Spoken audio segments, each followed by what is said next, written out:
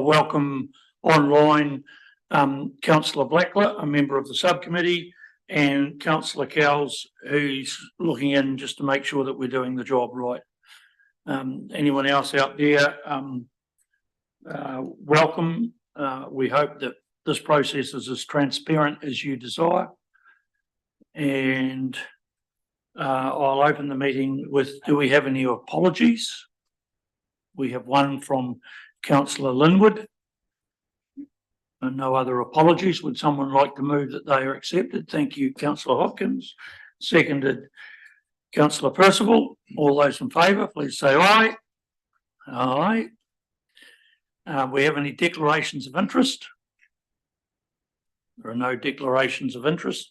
So we move on to the decision reports and final chapter approval of the proposed district plan. At this stage, I'll hand over Mr. Cook to Mr. Campbell, is it? Mr. Campbell to talk us through today's proposed agenda. Thank you, Mr. Chair. Again, we're working through quite a series of chapters, some of which have had quite a lot of feedback. Obviously, one's around the natural features and landscapes, subdivision, infrastructure, etc. So expect there could be some additional discussion on those. There are also quite a few kind of appendices and schedules. That's why the agenda is so long. Apologies there, but they all need to be worked through. Some of them are sort of more mechanical ones around stormwater, lighting, that type of stuff.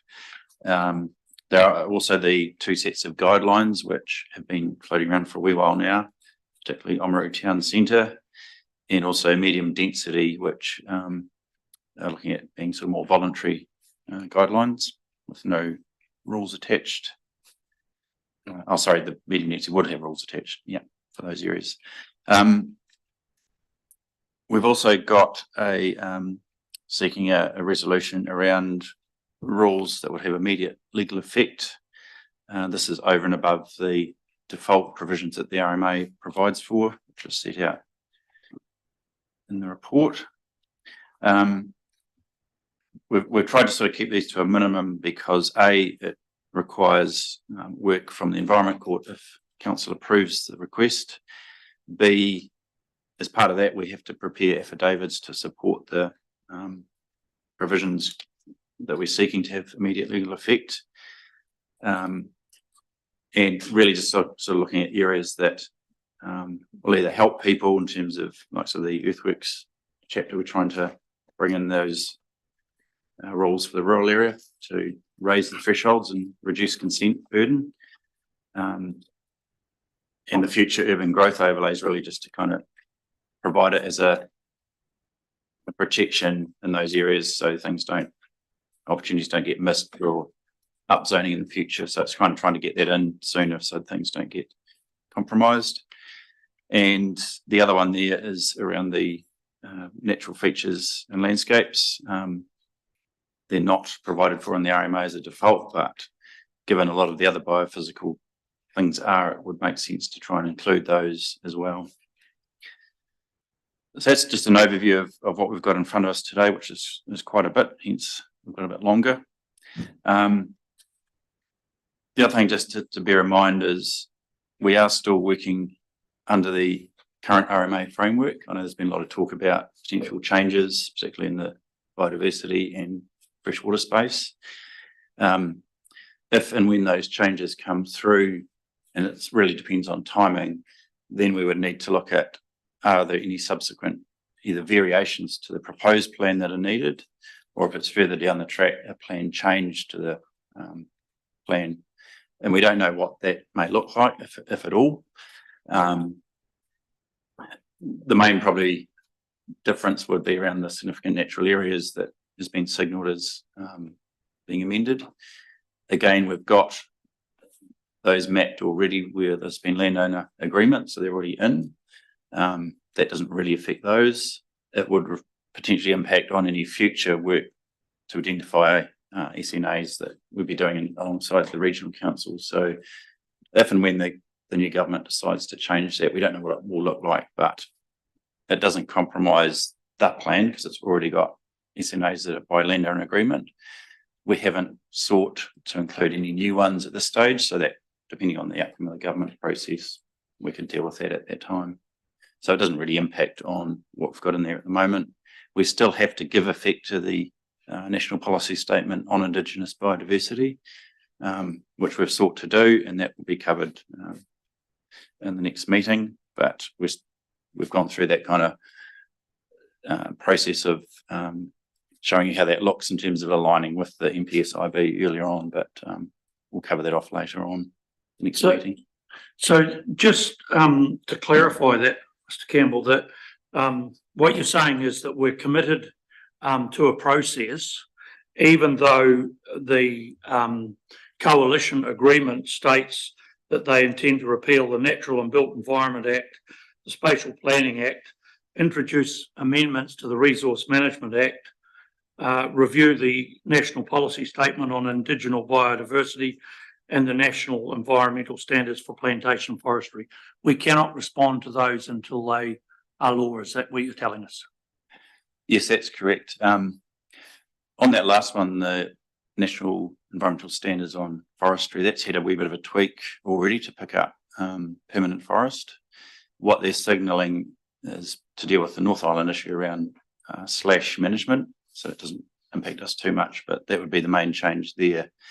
But you're correct, until these things get worked through the whole legislation process, we just have to carry on. The good thing is we haven't put any of our plan in that kind of NBA or SBA framework. That's a whole different beast anyway, so we weren't even considering that at the stage because it was so far down the track in a different regional planning model. So we're still current. We're doing it under the RMA as required, and changes that future governments will make, we deal with as they come up. Councillor Hopkins, you have a question? Well, no, I had a statement actually, but I think it's an important thing to for the members of the public watching this, and I know some people are, well, based on feedback from previous sessions, and there's a lot of concern and interest in the plan. I think the key thing to say is that the situation we're in with regard to these planning rules is the same as the situation all councils are in with regard to Three Waters. Unless and until legislation is repealed and replaced, we don't know what the new provisions are. However, what people can be absolutely assured of is there is going to be change because the government has signalled that, and some of that change will assist in resolving some of the bones of contention and issues of conflict that have existed to date. So I think people can be assured, well, people must accept, should accept, and perhaps should be relieved to hear that things will change. All that exists at the moment is, or the only thing at the moment that is a true fact is we can't say what the change is.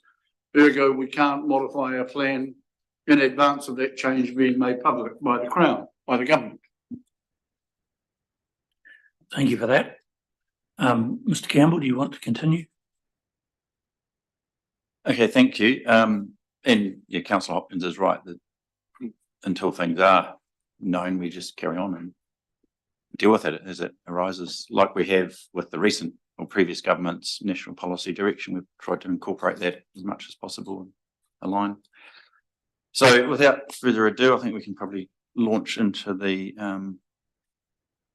sort of main agenda, unless there's any other topics or questions. I will propose that we deal with these chapter by chapter as we have done, rather than waiting to pass everything at the conclusion of the meeting. So we move into the natural character, and Councillor Hopkins is a natural character. You have first say. Thank you, Mr. Chair. Page 16 of our agenda, natural character policy 4. My view is the word recognise is probably not emphatic enough, and especially since the intention of the policy, recognise the following, etc. I would argue that word should be substituted with either the word sustain or maintain. So maintain or sustain the natural character of riparian margins, and then sustain the following or maintain the following when considering. Equally, at the bottom of that page, policy 5, there's an issue of meaning. I think the fact you've got a semicolon after margins and then the word and creates two separate things. And I personally think it would be clearer if it read considering opportunities for restoration or enhancement of degraded riparian margins by using, delete the semicolon, drop the word and replace it with by using a range of tools. Those are the only two suggestions I would make to improve that chapter.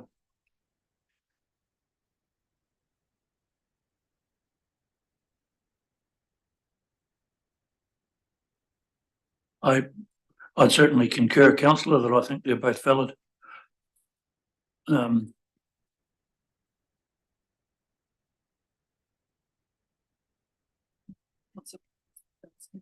Councillor Blackler, you've got your hand up. We will recognise that. Thank you, Mr. Chair. I just wanted to touch on policy 1, number 7. It's a minor matter, but it mentions mai, but in the context of, you know, common recreational activities and those sort of areas, there's no mention of white baiting. But I just wanted to confirm that would be satisfied under policy 2. And if it is satisfied under policy 2, is mai really actually required to be singled out in policy 1? Mr. Campbell, your response? Thank you, Councillor Blackler. I should declare an interest as a duck shooter, but I suspect it's come through from Fish and Game that they try and get this inserted in most plans, whether it's regional or district. There's not the same body that represents whitebaiters. It's administered by DOC. So I'd imagine DOC would sort of take an interest in those sort of whitebait stands or structures that we might have. That don't tend to be the same issue here as on the West Coast in terms of large scale whitebait stands, probably because we have floods that might wash them away given our sort of different river shapes. And the whitebaiting is, you know, obviously quite a seasonal and short-term event, so we don't tend to get that more permanent setup on our rivers. So whereas mai tend to be sort of more out in ponds and other locations that aren't as susceptible to flooding necessarily. So I guess if 2 covered it, then it's probably fine the way it's worded. But yeah, it's really just a reflection, I think, that Fish and Game tend to try and lobby to get this included. So you do consider that 2 covers the other?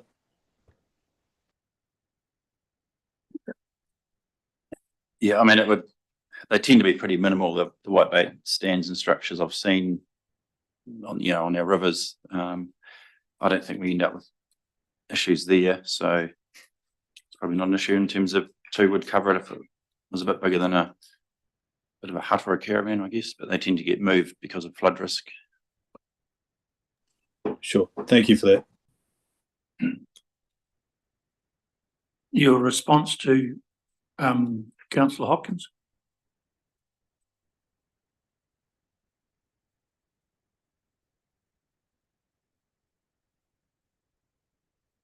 Through the chair, thank you, Councillor Hopkins. I think in regards to the changing of the wording in policy 4 to replace recognise with sustain or maintain, we may need to look at that because the wording of the policy is such that it's suggesting that we recognise the following rather than necessarily maintaining or sustaining. We might just need to take a further look at whether that wording actually kind of works in with the intent of the policy. Okay. But certainly the suggested wording for policy 5, we can certainly accommodate that. Mr. Chair, just speak to that. The only difficult, I take the point you're making, and I accept. Well, I thought carefully about it before raising the matter. The difficulty with just saying recognise is, it's essentially neutral and passive. It doesn't. We then go on to say there's a variety of things we have to look at, but having recognised them, what do we do? Do we just say, oh, they were there, but we're quite happy if they disappear, or we're quite happy if more of them are added? So it just seemed to me that sustain or maintain was slightly more explicit or permissive, if you see what I mean. But I'm happy for you guys to review it, and it's a line call, I suppose. Thank you, Councillor Hopkins. It's possible that the start of the policy could be worded maintain the natural character, Yes. etc.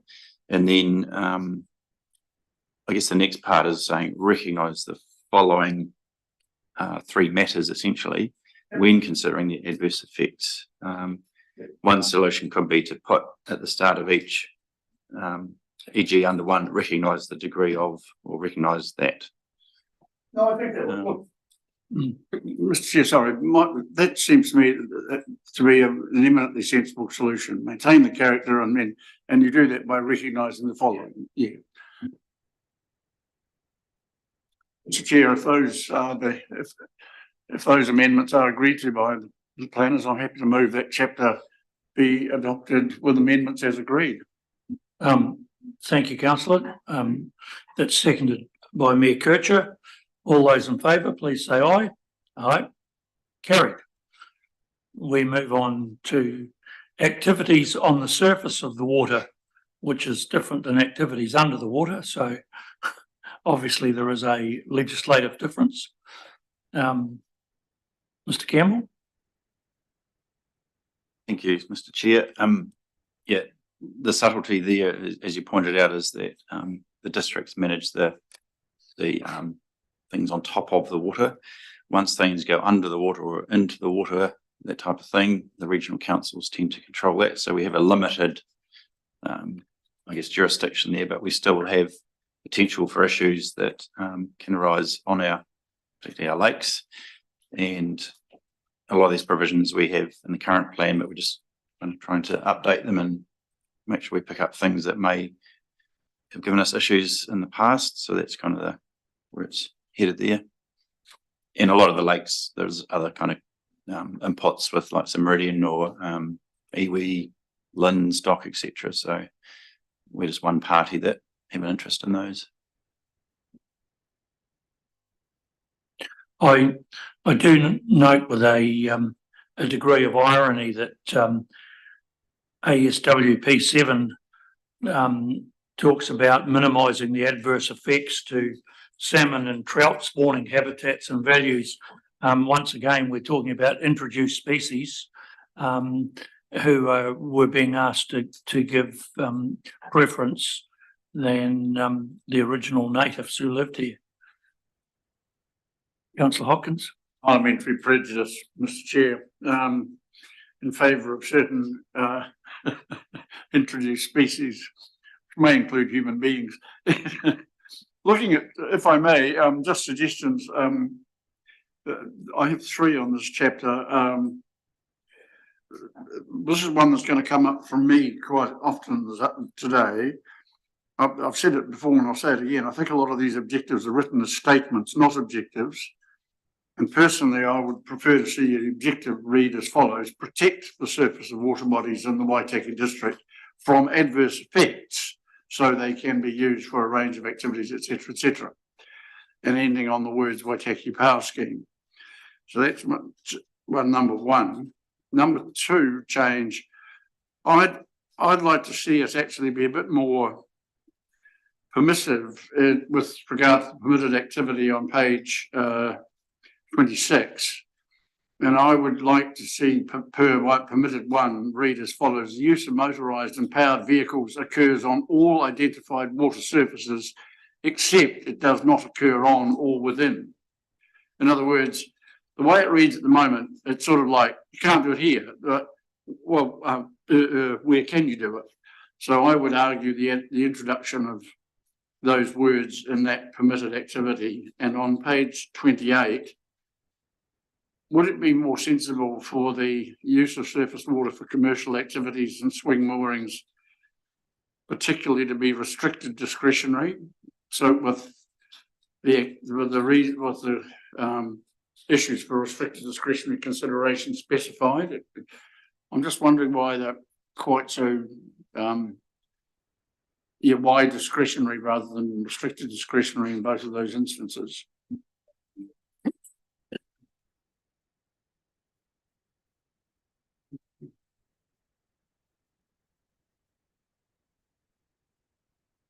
Through the chair, thank you, Councillor Hopkins. Just in regards, I'll just talk to the change of wording for the objectives. Right throughout, we appreciate the comments you've made regarding that they are reading as statements. Throughout the plan, the general intent is that they do read as statements. And then the policies are more the sort of the doing. So we have tended to keep, and it's the same with other district plans, that those objectives do tend to be more statements rather than Well, sort of doing.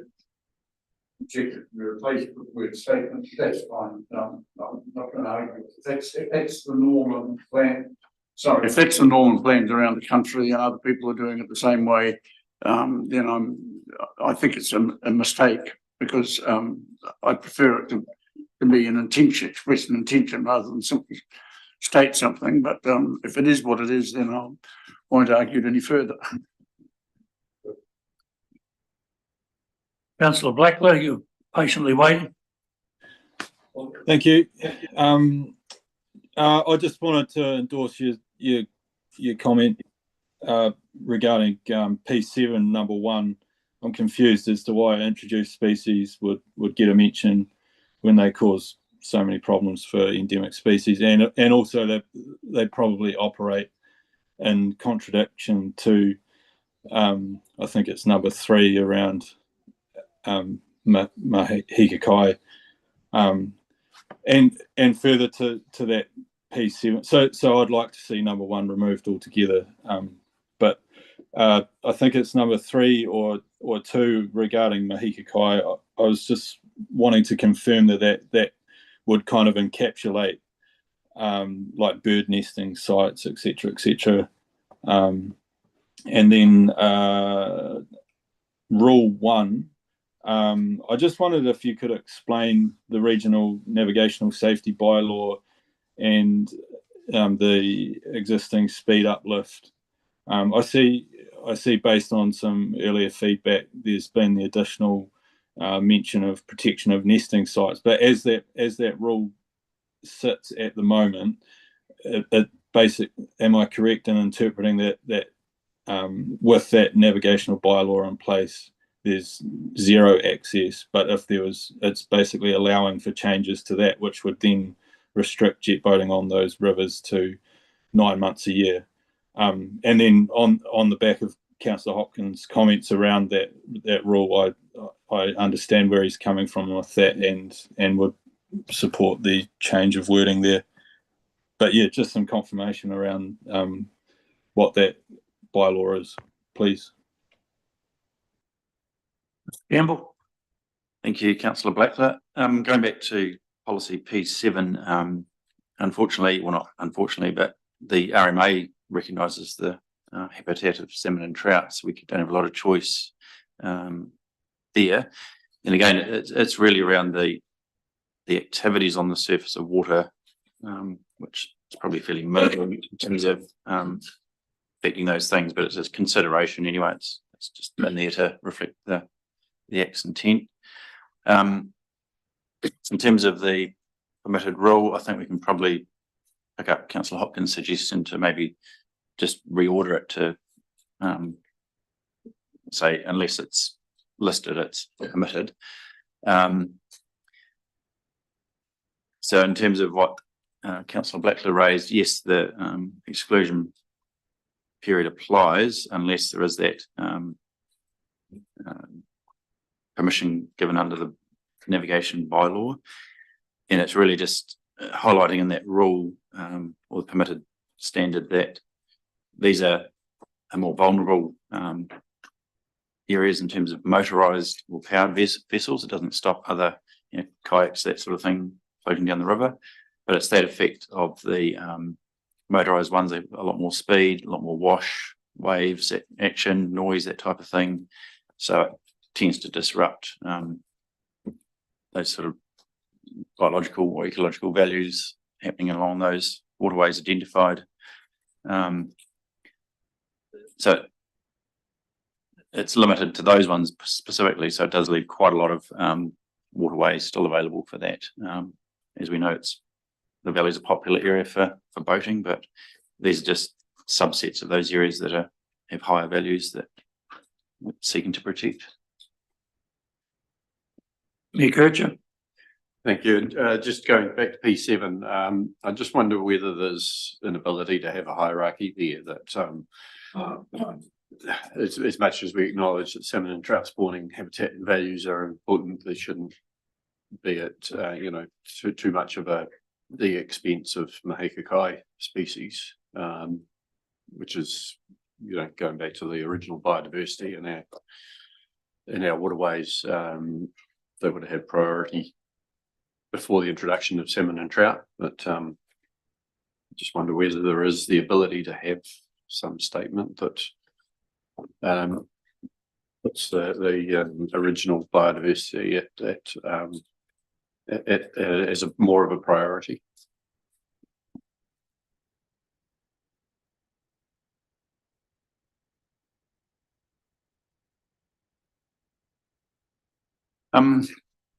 Potentially, I guess. I mean, the salmon and trout are a section 7 matter in the RMA, so they're still reasonably high up. But yeah, it is a policy level, so it's a consideration if there's a consent. So you'd work through all three, and if it's got a higher value for salmon and trout and less Maheka Kai species, then you would stack up that way, but and vice versa. So it shouldn't be too much of an issue in terms of implementing the policy in that sense. Also just responding to Councillor Hopkins' query on the rules 5 and 6, etc. as discretionary in the current plan. That's the same status, so it doesn't really change too much there. But yes, we're probably not going to end up with too many of those type of activities as such. But yeah, it would be quite a bit of a rewrite to look at matters of discretion for those. But I think as a discretion, it's probably fine to keep it open. Councillor Hopkins. Just picking up on the Mayor's question, comment, suggestion and Mr Campbell's response, I'm wondering if P7 couldn't add a fourth provision in the event of conflict between 1 and 2, then section 6 matters on the RMA, section 6 matters on the RMA shall take precedence over section 7 matters, which would identify a hierarchy.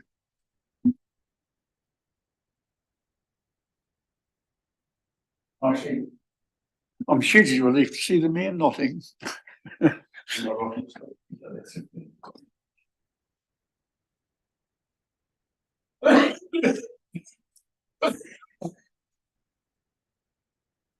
Yeah, on reflection, I think that probably could just be a directive there that helps assist people if needed.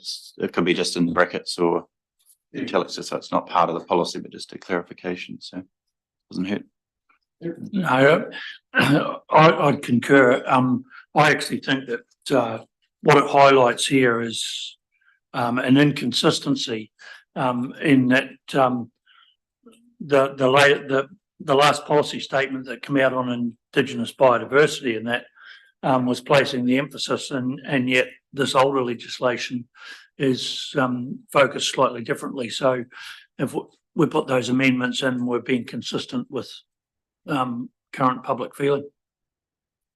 Mr Chair, based on that and feedback from planners, I would move again that the chapter be adopted with amendments as agreed.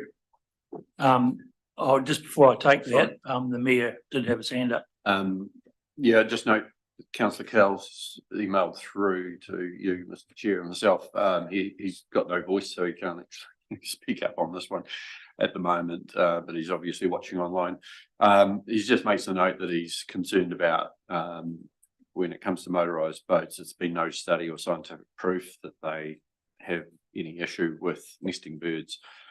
Are we putting it in just because Doc asked, but is there any proof that there is an impact? Because as Councillor Cowles points out, they've been nesting and surviving there for years. So just raise that as a point on behalf of him.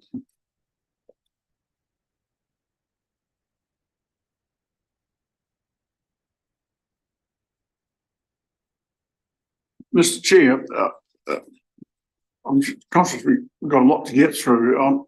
It looks to me as though there is a regional navigation safety bylaw that, based on the reading of permitted activity 1, that bylaw, I would conclude, prohibits the use of motorised vehicles on the Ahuriri or tributaries of the Hopkins River between 1 September and 31 January, that being the bird nesting season. And I'm not sure that our plan could, however, I mean, I accept Councillor Cowell's concern and argument, but I don't think we can actually flout a regional bylaw if that's what it prescribes and prohibits.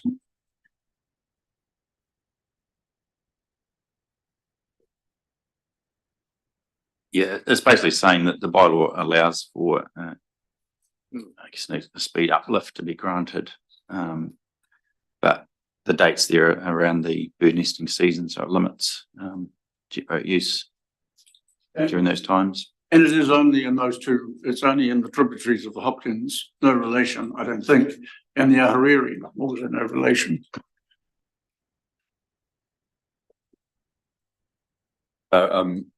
Happy with that on the basis that this is still subject to submissions, and if people want to make submissions, they can do that.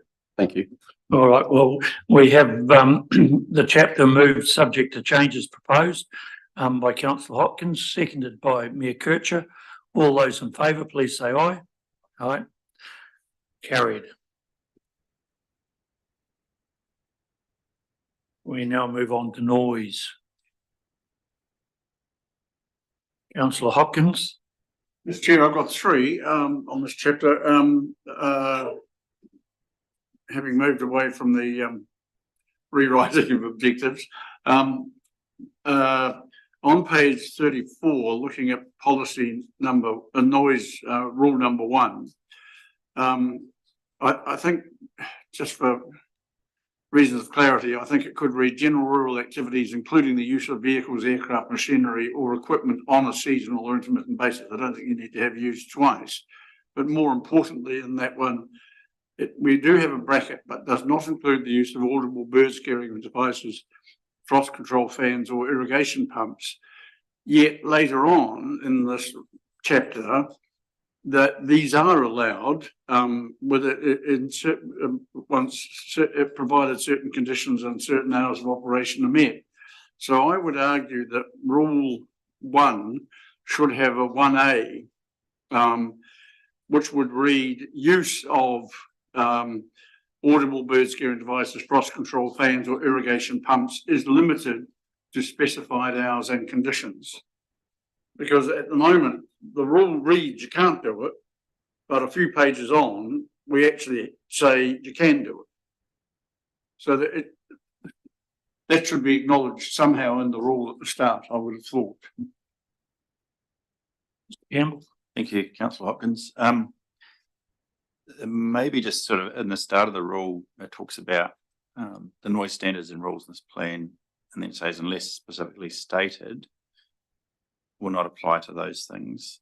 And I guess the part in brackets under 1 is trying to just alert people again that these are specifically stated further down, but it's put in there, including Look, further on there's brackets as well for other things. It's there at the start, unless specifically stated. well, even if that paragraph, that bracketed phrase or clause, said, after fan irrigation pumps, for which different rules apply. Or a different rule applies. But the way I read it, first of all, was you can't do it. And I thought, whoa, that's a bit draconian. And then going through, 2 or 3 pages later, you can do it as long as it's 30 minutes before sunrise and 30 minutes after sunset and so on. So it just seems to me that there's a for the reader of the plan, one appears to contradict the other.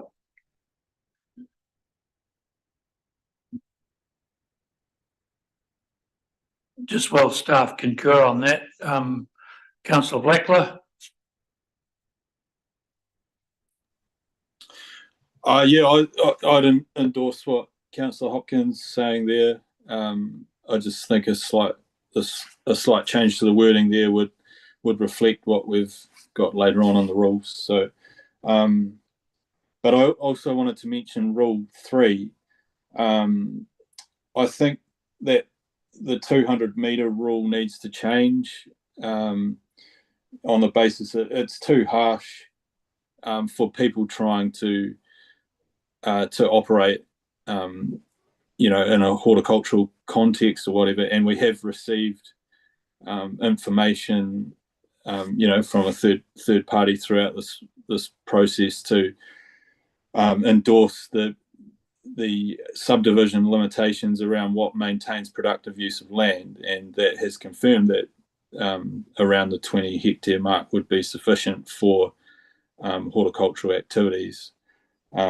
So when you consider, let's say, if it's roughly a square block, 400 by 500 meters, it would limit devices right to the center of the site, which would possibly not deliver what the intended outcomes are. So I think it's too harsh and needs amendment. Standard 1, I'm on the basis of what I just mentioned with Rule 3. I don't think that's fit for purpose.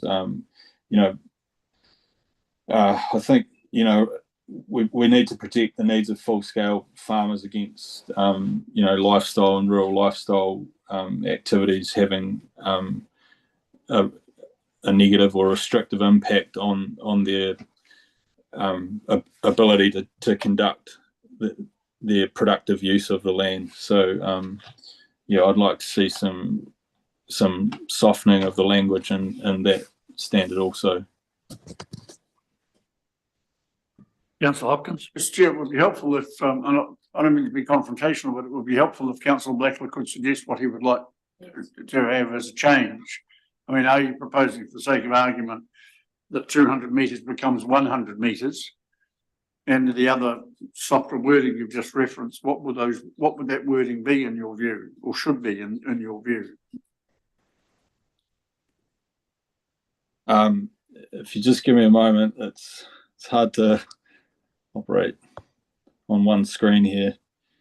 I'm happy if someone else wants to come in and I can come back later.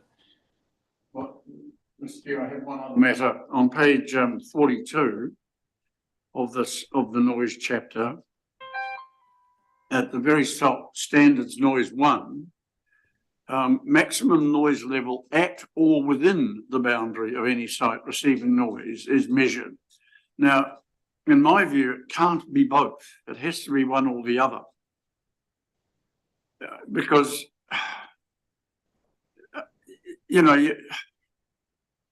we either say it's the maximum noise level at the boundary, or we say it's within the boundary. So anywhere within a boundary, these are the noise level permitted. These are the permitted noise levels. But I would argue quite forcefully, in fact, it cannot be both.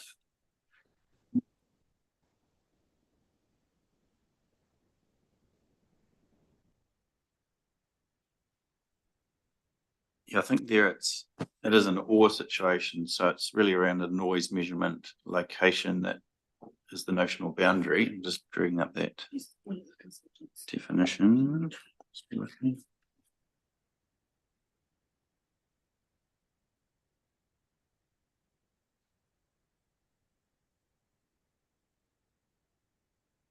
So national boundary is a national planning standard definition that talks about a line that I'll read out for just for your benefit. It means a line 20 metres from any side of a residential unit or other building used for a noise sensitive activity, e.g. a school, or the legal boundary where this is closer to such a building. So in a rural setting, that's why it's has the two at or within. So the notional boundary might be right at that noise sensitive location, or it might be within if the house is already further than the 20 metres. That's why it's set that way. It's a kind of a noise measurement reasoning for that wording, Mayor Kircher. particularly in rural areas where the house is often further away from the boundary. Yeah, I think, The effect is on the house, not the boundary that might be a few hundred metres from the house inside the property. Okay. yeah, Mr. Chair, just looking at the track changes, it was referring to measuring any, in basically in the house, any habitable room and so on. But I guess it's fairly subjective as to when it is that the noise is a problem and where it's a problem, and if it's a problem in the house because it's overnight and there's the noise overnight versus actually you still want to really be able to enjoy your outdoors. And so that's when it becomes, more something that's maybe at the boundary Okay. rather than at the house or the dwelling that's there. So it does seem to make sense. I'm not sure whether, I think it could be better defined to perhaps relay that if that's what the intent is, that it needs to be able to be variable depending on where at what time the noise is a problem and where people want to enjoy their own property. Yeah. Well, based on the Mayor's comments and also Mr. Campbell's explanation and clarification of what that notional boundary concept means, it does make more sense than it did to me, and I think it could stand. Thank you. We'll just go back to Councillor Blackler.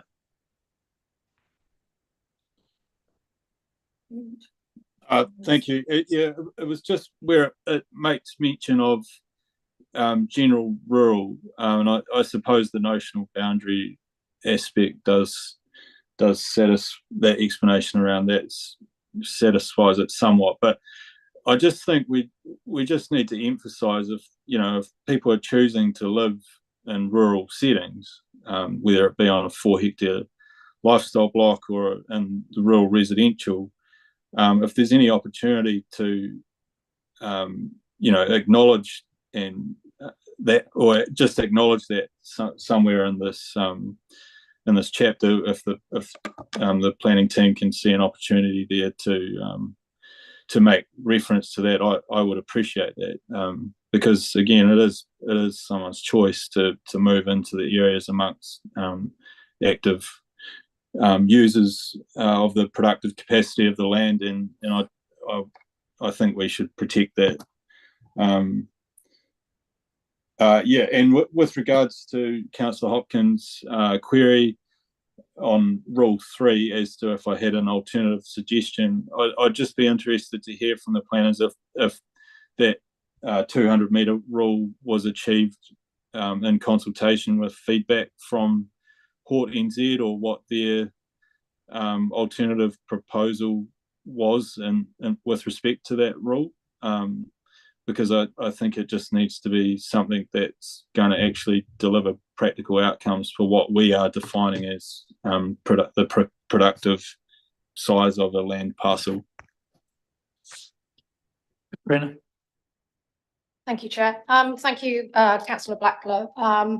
Just in regards to the supporting existing rural activities, we do have policy support for that through P3, and also just emphasising that the exemption does exempt all general rural activities from those noise standards, from noise rules, with obviously with the exception of the audible bird scaring devices and frost control fans or irrigation pumps. But there is recognition there that general rural activities are by the main exempt from the noise requirements.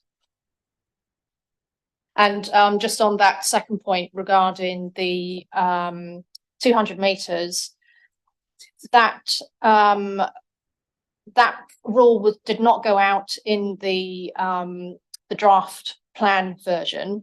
We had no specific requirements there, but that's come through. We've had a technical review of this chapter undertaken by noise experts, and that came through. The recommended rule for the audible bird scaring device came through as a result of that technical review. So as regards to feedback on that 200 meters, we haven't actually had any specific feedback on that, but I guess we will, that will come through from submissions. Yeah, thank you. I mean, I suppose as a suggestion, you know, from a productive use of land point of view, I would imagine, you know, if we're imagining the 20 hectare minimum defined productive capacity of the landscape, then yeah, I think at the least it probably should be more like 100 meters, but not sure what others think about that.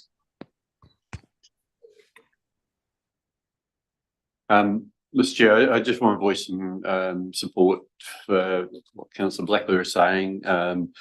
One of the biggest challenges is reverse sensitivity, and if we can be very clear about when that, you know, when rules apply and not, the better. You know, it's very easy for a planner to read through this stuff and make sense of it. It's not so easy for a layperson. So whether we are more explicit in those rural lifestyle and residential chapters that basically, you know, if they are living next to farming activities, normal farming activities will occur on those properties, and unless they're breaching these particular rules, basically it's not something that we're going to get involved in.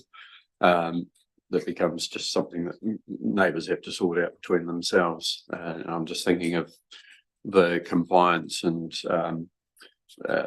costs of getting involved in those things. I know certainly over my time as a councillor and as mayor, get involved in these neighbour disputes because people have moved into an area where stuff has been happening and is allowed to happen, and they don't like that it's happening. So we need to make sure we are protecting the productive sector of our community, that is agriculture, and make sure that we're as clear as we can be in layman's terms as we go through the different chapters. That if you've chosen to move to live beside a farm, there will be farming activities.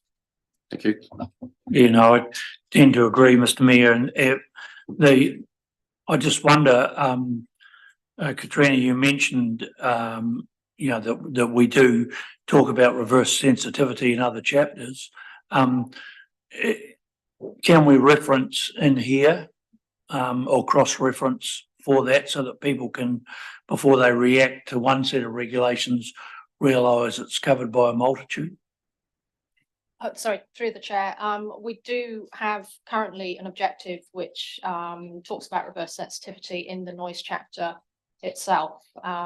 So we have got a statement there saying that new sensitive activities are designed and located to minimise conflict and reverse sensitivity effects on existing and authorised noise generating activities. And we also have a strategic directive as well, a strategic objective which talks about reverse sensitivity, and it's reinforced through the rural lifestyle zone chapter and the general rural zone chapters as well. So it is reinforced through objectives and policies throughout the plan, because we're aware that we've had quite a bit of feedback on this particular matter, and it's also obviously come through at through the committee as well, and we have got specific objectives throughout. Having lived in the Macraes mining zone for 25 years, I'm also cognizant of the fact that climatic conditions have a huge effect on the generation of noise, and unfortunately within the district plan we can't legislate the weather to behave in a certain way. Councillor Hopkins? Yeah, Mr. Chair, I'd like to suggest a relatively easy solution to the issue. There's a very generous and significant number of exemptions to the noise standards in all zones. And I would suggest that to satisfy or to meet the concerns expressed by yourself, by Councillor Backler and by the Mayor, after 9, we simply add a sentence saying these exemptions are intended to achieve the outcomes sought in objective 5 and also to minimise reverse sensitivity conflict, something of that nature. It's then you've nailed it to the wall, in my view. And you've also explained very clearly what the principle, I know that it's not the only reason, but it's one of the principal reasons why those exemptions exist, specifically number 1 and 1A, or whatever, however we end up varying or amending the clause and paragraphs about bird scaring devices, etc. So I would make that suggestion. And if that's agreeable to the planners, I would then move that the chapter be adopted with amendments as agreed.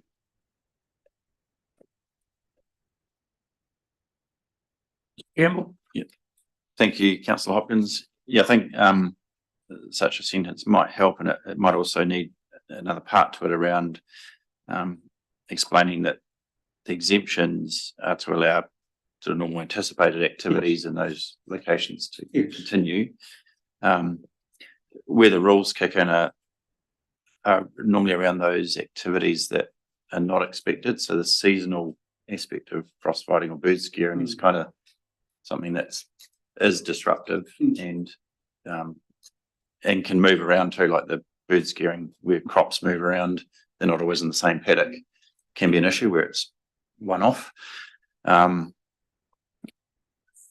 just picking up on the Mayor's comments too, section 16 of the RMA deals with unreasonable noise, but it has a lot of onus on enforcement to prove that it's unreasonable. There's quite a high bar to meet, and it's costly, time consuming to do that. I've been involved in that for frost fans in the past. So maybe starting with the 200, and if the submissions that really push back on that, we can relook at it, but we need a good evidence base to say you can create that much noise in a one-off situation. But yeah.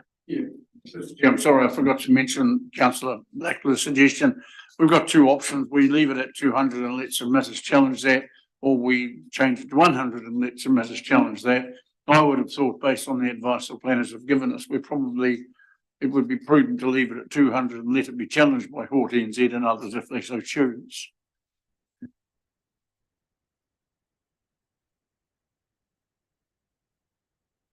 All right, there being no further discussion, Councillor Hopkins, you have moved subject to the changes suggested. Mr. Campbell, are you happy with those?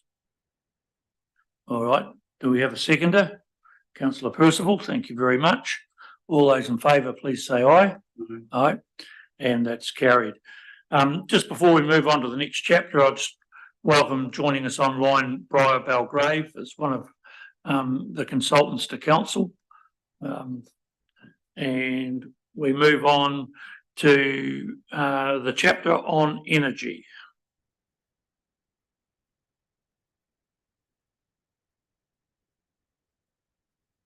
Councillor Hopkins. Yeah, Mr. Chair, a couple of questions on this one. Question 1, my first question is a general one, and it relates to the matters raised on page 51, where we talk about various schedules, historic heritage items, character contributing buildings, and schedule 5 sites and areas of significance to Maori. I'm not sure any of us have seen certainly the latter. So I guess my question in relation to that is, when will we see that? Page 55, same thing arose, and page 60, there's another reference to the same schedule. And on page 65,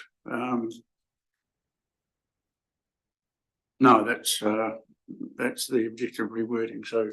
All right, well, we'll let staff respond to those first, three interrelated points.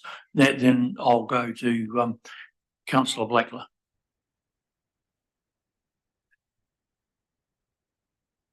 Might be one for Briar if she's online. Sorry, I have got terrible connection here, so I'm keeping my camera off. Was that the question? So is the question in relation to those schedules Yeah, that's correct.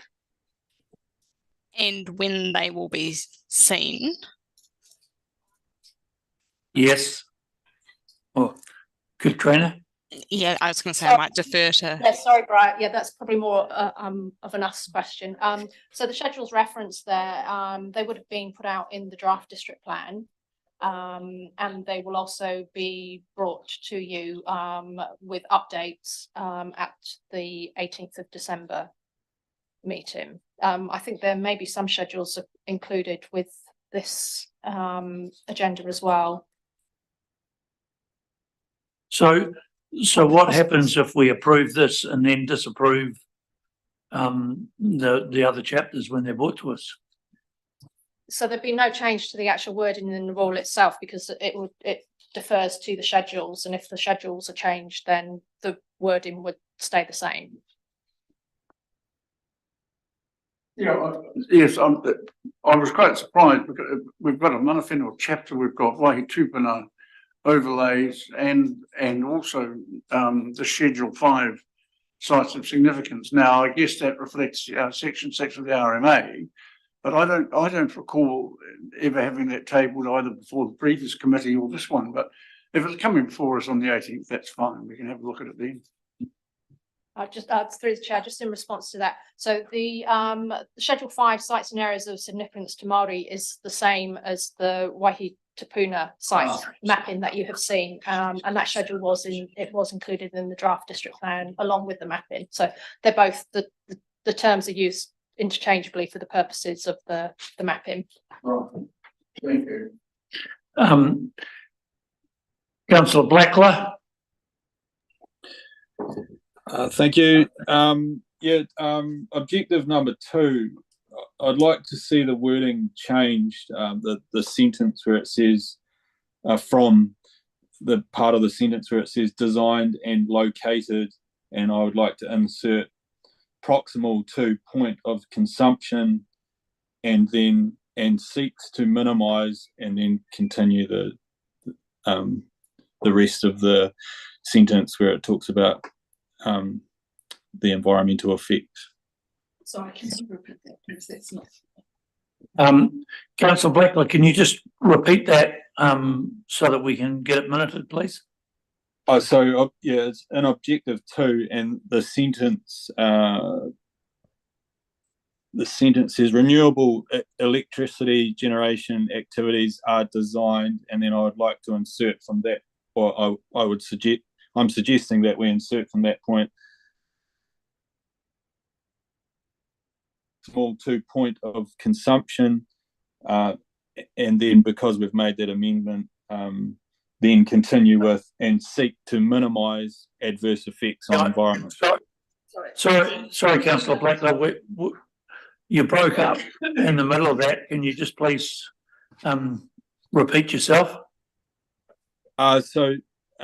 The sentence currently reads, renewable electricity generation activities are designed and located to minimise adverse effects.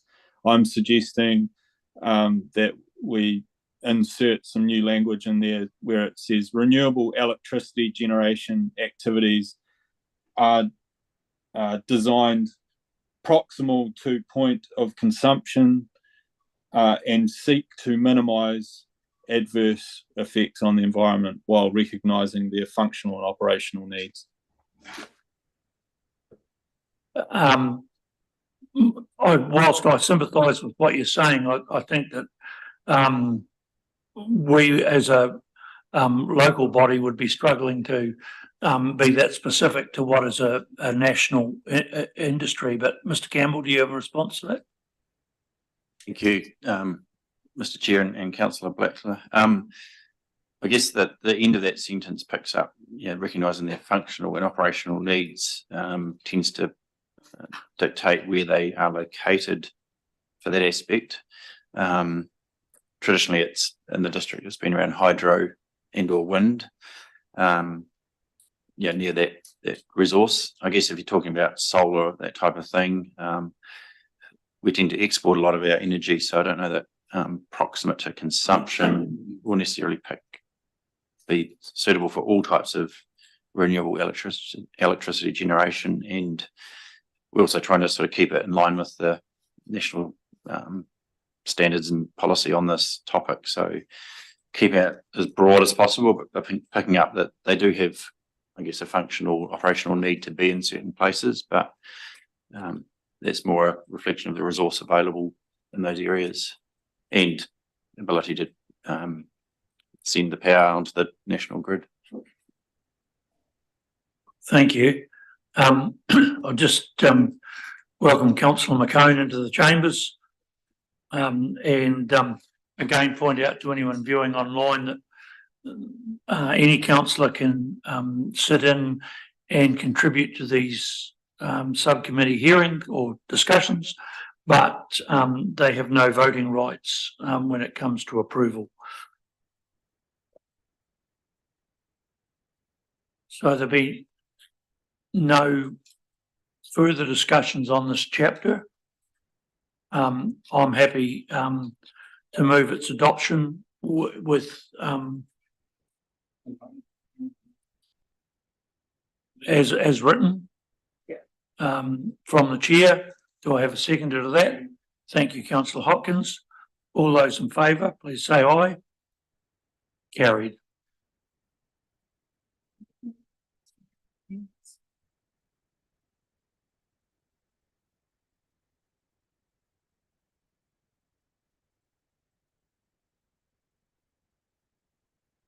We move on to the infrastructure chapter.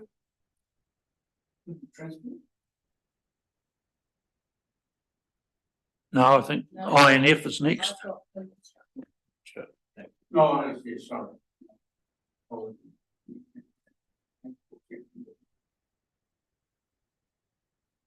And your first cab off the rank, Councillor Blackler. Oh, thank you. I just had one concern with this chapter, S14B. I just think that this restriction, I think it's 20 square meters. It's completely unreasonable, and also in the context of people undertaking these works, I was just wondering if you could, maybe it's specified somewhere else in our definitions, but there doesn't seem to be any definition of the 20 square meters per year. Is that per site, per project, per event, or per total activity undertaken by whoever's completing the works?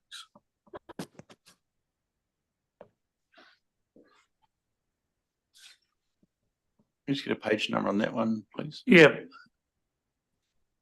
If you got a page number on our agenda there, Tim.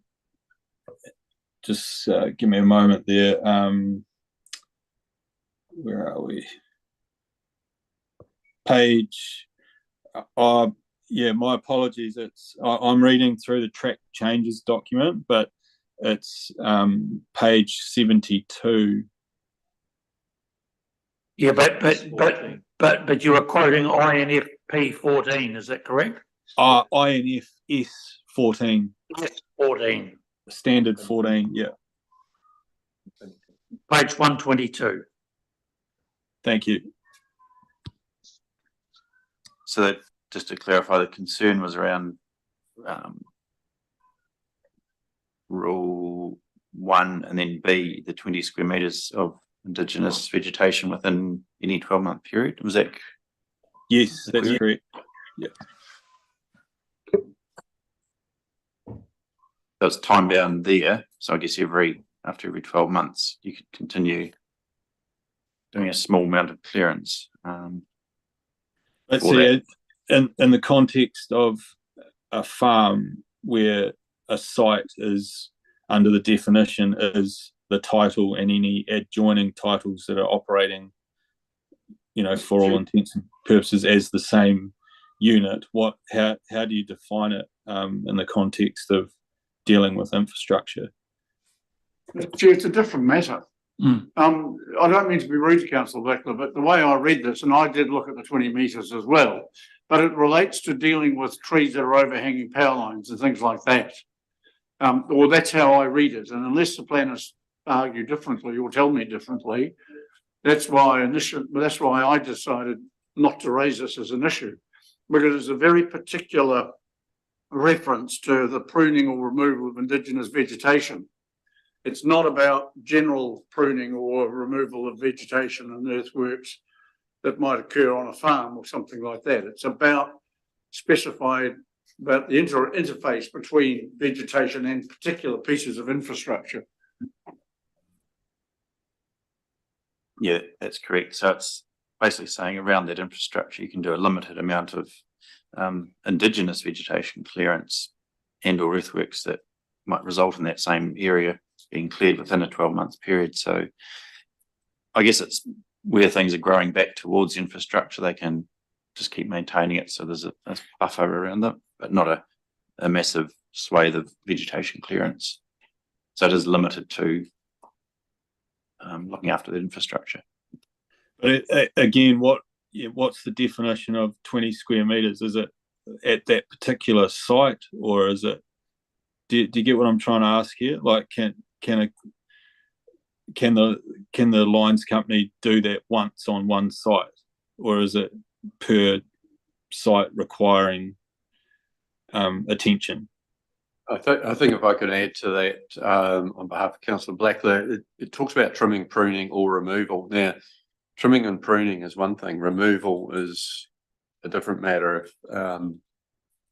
So are we conflating too many things trying to fit it into that one part because of it's I think it is a challenge. Like 20 square meters is nothing in the scheme of a lot of our high country areas and so forth, but we just want to make sure it does work, and I guess the default is if it goes outside whatever limits we do put on it, is that when a resource consent is required and can allow it to happen, but under those controls. Thank you. Brian, do you want to contribute to this discussion? Yes, I think it's probably just worth clarifying that this rule, as has been discussed, is applying where vegetation might be coming close to a piece of infrastructure or lines, but it is actually only applying to an area identified in Schedule 6 as being an SNA. So the location of this isn't going to apply broadly to all farms or areas. So if you did have a farm, where this would apply would only be that area that is identified in the overlay as SNA. So its location and the applicability of it is quite limited. It's not a broad scoping standard applying everywhere. Thank you. Mr. Campbell? Yeah, thanks, Brian. And also to add to that, it's generally associated with existing infrastructure. So it's not normally to do with clearing for a new piece of infrastructure. So it's quite limited, the rule.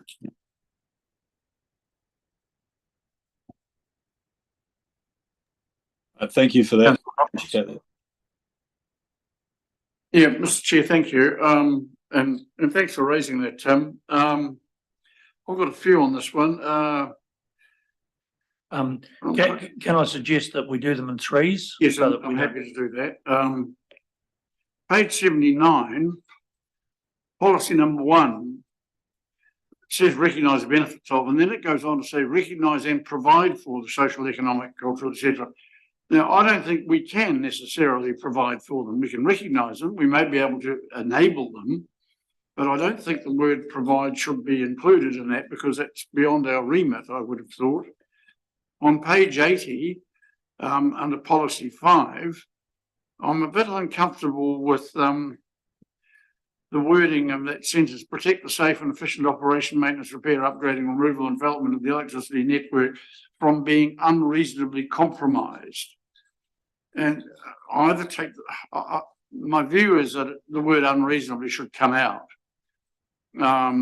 It's too subjective, and I noticed later on under policy 6, we talk about development of the national grid simply from being compromised. So I think there's an argument for consistency with both of those. And the third of them on page 8, no, the third of them on page 104, just going through, if I may, very quickly, 104.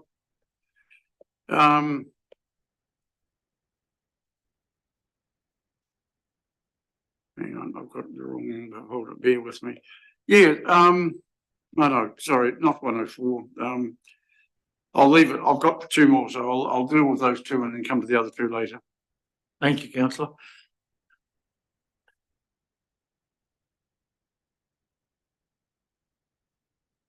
Mr. Campbell, have you got a response to?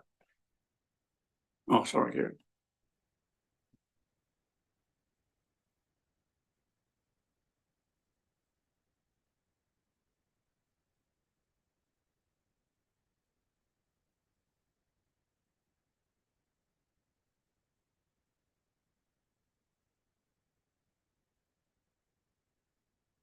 Thank you, Mr. Chair. The first question around the policy wording, I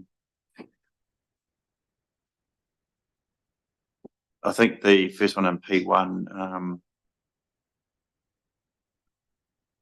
yeah, I get the point there around provide for all of the 4 well-beings of that infrastructure. So maybe it's not quite right. It's more I guess it provides it's got economic there twice, so it can probably be just tidied up in that sense. So it would say recognise and provide for the economic well-being benefits of the infrastructure. I just don't think we can provide for them all. We can enable them, we can recognise them, and then recognise the others. Yeah. Yep. So that all I'm suggesting is that word provide is inappropriate. And the other one that I raised was a reference to unreasonable compromise and then being compromised. And both on the same page. And in my view, Yes. they should be the wording should be the same in both instances. Yeah, I might just check with Briar. One is the national grid, where it simply says compromise, and the other is the other electricity networks, which has unreasonably in front of the word compromise. So I'll just maybe check with Briar if there's a reason for that difference. I think the difference was linked to national direction and some of the direction given in the national policy statements, but perhaps that's something we could look at, and I can have a look while everyone's talking and come back to you on it. All right. And then in that case, Mr. Chair, if I may deal with the other 2 very quickly. On page 113, 114, restricted discretionary activities, construction of a building or additions to an existing building, etc., etc. Now, if you at the bottom of that explanation as to what is restricted discretion, I notice it says notification and application for resource consent under this rule will be decided without public notification. Now, I want to know why. Is that a parliamentary edict? And the other question I had on page 121 was as follows. Under setbacks, antennas not located in the road reserve or rail corridor. And it goes on to say, this is standard 10, no antenna must be located within. And then clause 2 says, clause 1 does not apply to the boundary of the road reserve. And I'm just wondering again, why that exemption? So those are the 2 whys.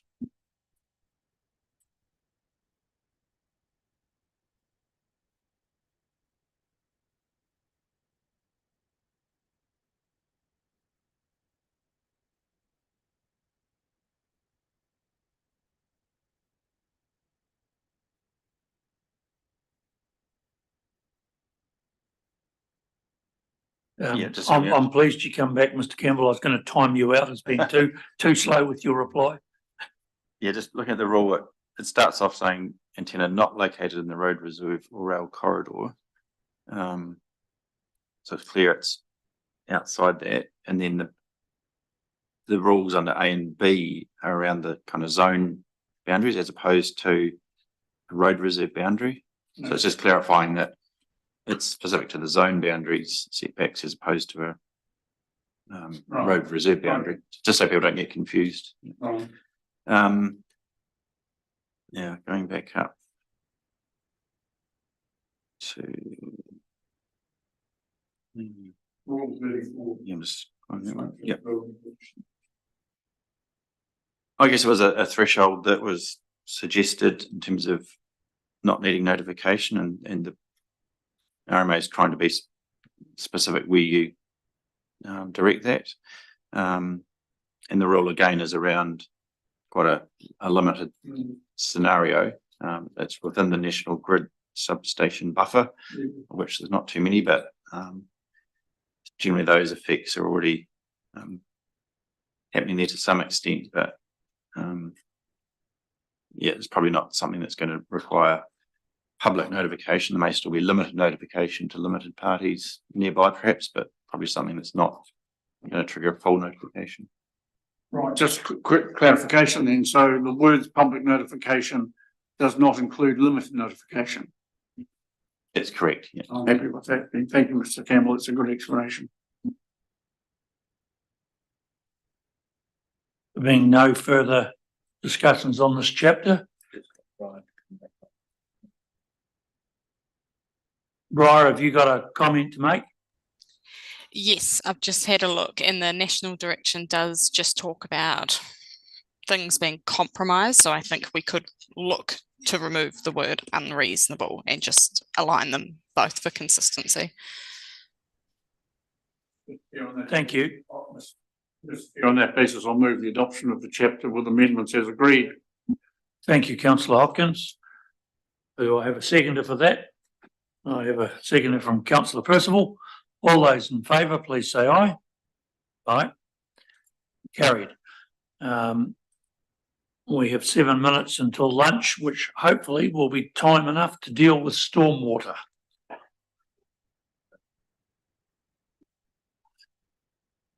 And I will look round the room and go, councillor Hopkins, your comments. Yeah, I want to add one, under policy 1, I want to add a fourth. We've got 1, 2, 3, and I'd like to add a fourth reading as follows.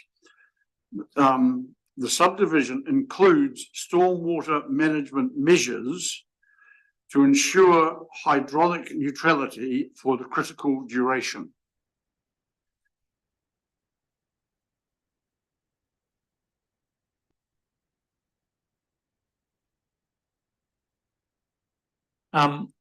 Is that not at variance with the opening statement that's talking about hydraulic neutrality cannot be achieved? Well, yes and no. What they're saying is that, okay, I take the point. Yeah, all right. The requirement to achieve hydraulic neutrality is qualified and moderated in that introductory paragraph. Now, drop for it. Thank you. Councillor Blacklock.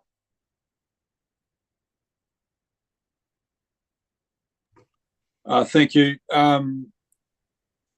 Yeah, I would personally, talking about P1 as well, I would like number 2 and 3 to be removed, or if others aren't in agreement with that, that there needs to be some pretty high thresholds to satisfy meeting those criteria, and maybe someone can point me to them later in the chapter, and I've missed picking up on the details there, but and I just wanted to confirm with clarity that basically what this is trying to achieve, that if there is a a subdivision from greenfields, the intent is that the site must achieve neutrality against the greenfields baseline during that period of requirement. That's the first question. Should I stop there, or I have one more? Well, I can see the planners nodding, so if you move on to your second point. P3. Yeah, have we identified any areas that currently act indirectly as stormwater management areas? And if not, as part of this chapter, I'd like us to either conduct the assessment or include and attach maps of areas assessed to carry this function for surrounding areas at present. Mr. Campbell. Thank you, Councillor Blackler. On the last point, the policies around encouraging the use of those areas, so we wouldn't expect they'd be mapped at this early stage. But it's basically saying if a development, particularly, for example, at the north end, where they might need to add additional stormwater management, that could be an option there they use as a way of meeting that policy.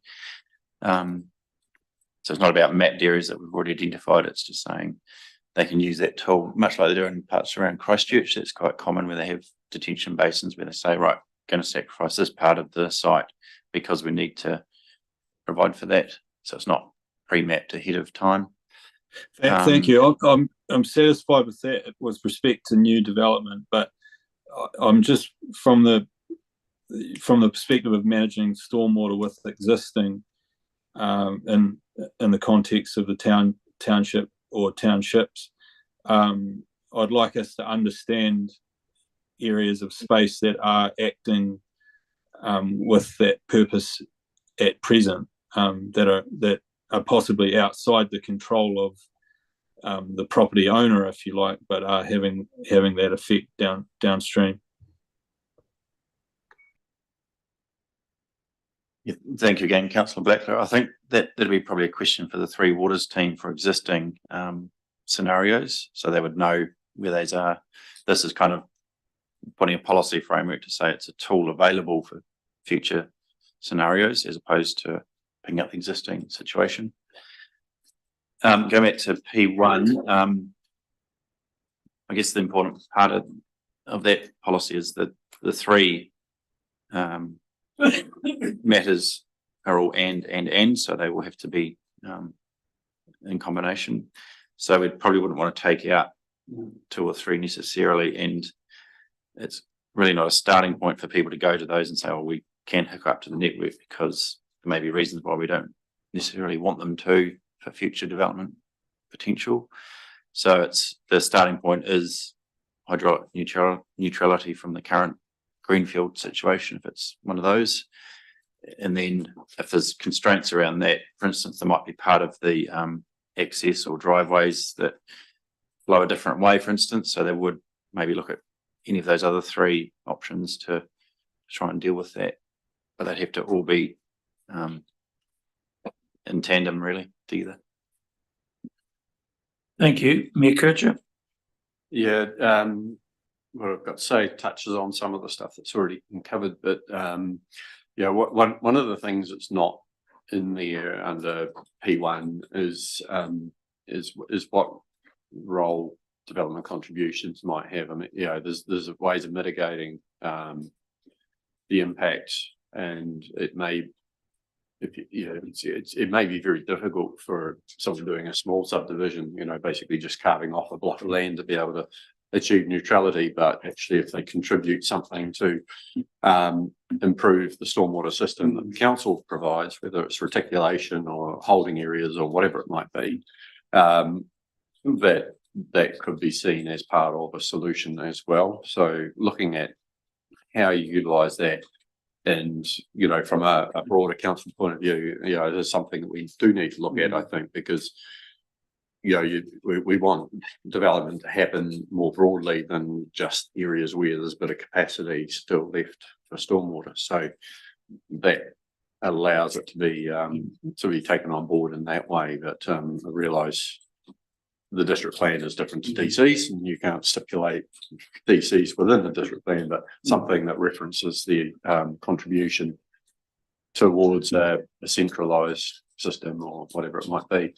The only other thing was just on the introduction. It makes comment in particular Oamaru experiencing flooding. I think we just get rid of that. It's an Oamaru centric kind of viewpoint that we don't need. I mean, we want to. Yeah, we just don't want it. Well, because Oamaru's got this problem, we need to have this. It's something that does affect a number of other settlements as well, and let's just keep it at that broad district level. Thank you. So, Mr. Campbell. Thank you, Mayor Kircher. Yeah, that we can certainly take that reference to Oamaru out. Probably happens in most settlements and towns. That's fine. Yeah, and you're right that the development contributions is a tool outside of the district plan, and I guess if it was an option, it would, I guess, pick up some of that under P1, where if you're connecting to a network or a particular network that's already been paid for, so maybe a contribution towards that if that was an option because you couldn't achieve it. So whether we have something in the introduction there could flag that where there is a network, there may be development contributions payable, but we don't want to kind of set up that expectation, I guess, that that's necessarily going to happen because we don't have a lot of reticulated stormwater at that level. But it could be just a comment there that reflects, if there was a reticulated network available, then there might be contributions towards it. Maybe just keep it broad, or one that's planned, perhaps. So that that's something that the water team needs to identify as where can we actually improve capacity to align with where development might happen. Yep. So I think the wording would be just a sort of sentence saying where there's an existing or planned future reticulated stormwater network, and if that's going to be connected to, then there may be development contributions payable. Just keep it quite broad, but just flagging those current or future scenarios.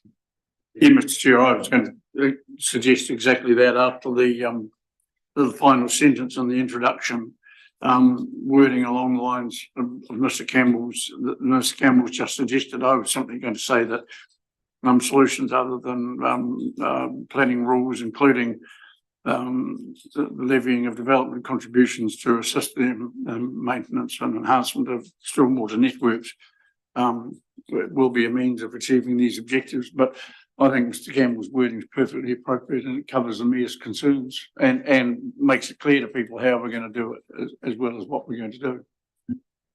Encourage. Oh, with that, if there aren't any other amendments, I'm happy to move that this with amendments be adopted. Seconded by Councillor Hopkins. All those in favour, please say aye. Aye. Aye. Carried. All right, we're going to take a brief break for lunch. For those of you online, we're due back at 1:15 p.m. Thank you.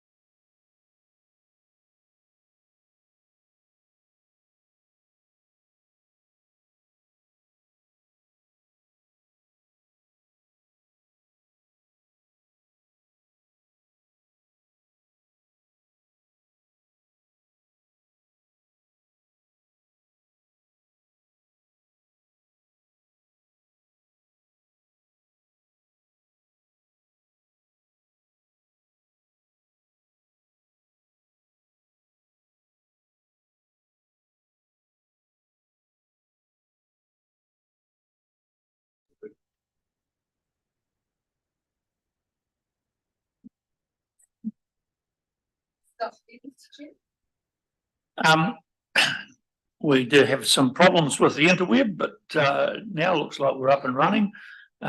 So welcome to those of you who are rejoining us. And we're starting our deliberations on the chapter for transport.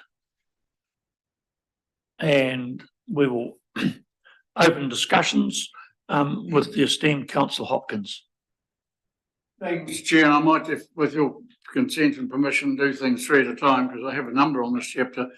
Page 135, objective number 3, second sentence, it also provides all transport modes and users to move efficiently within and beyond the district. First of all, I'm not sure that we actually can guarantee anything beyond the district.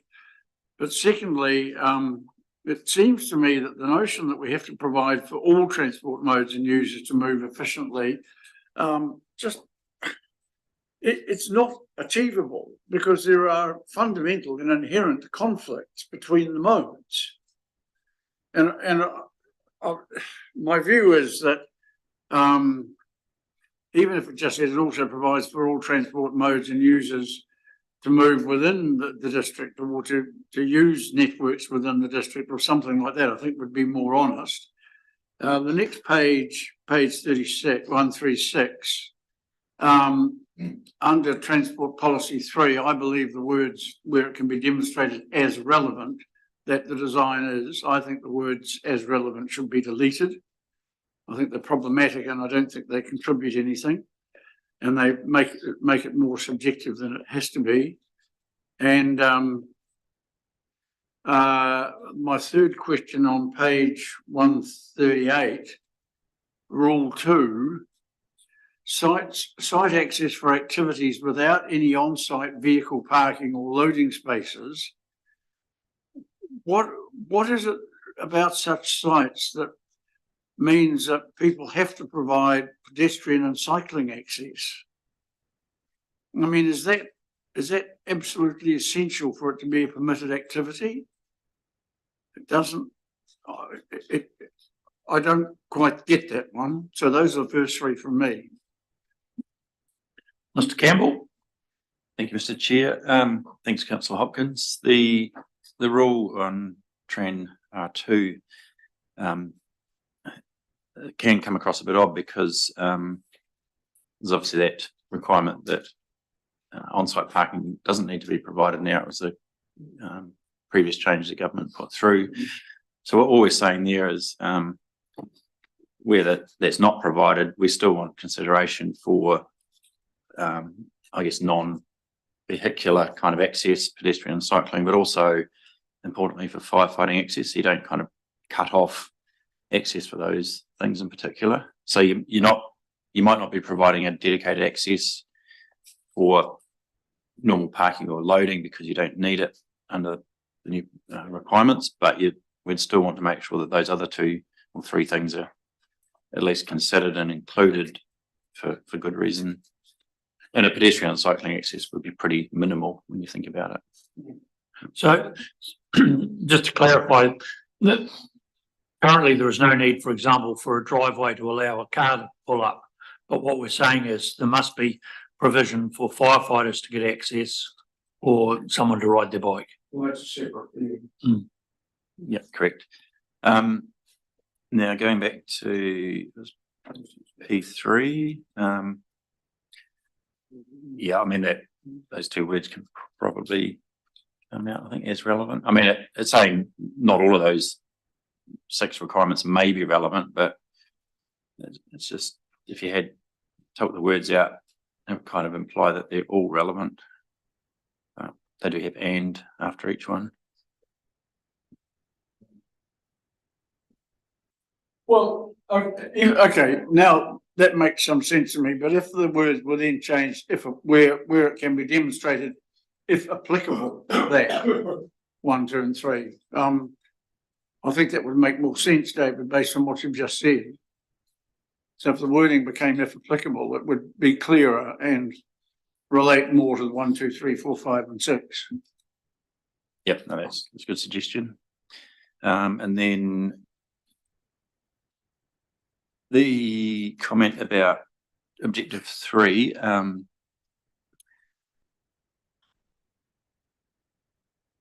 I guess the standards are trying to get some steer towards efficiency as well. And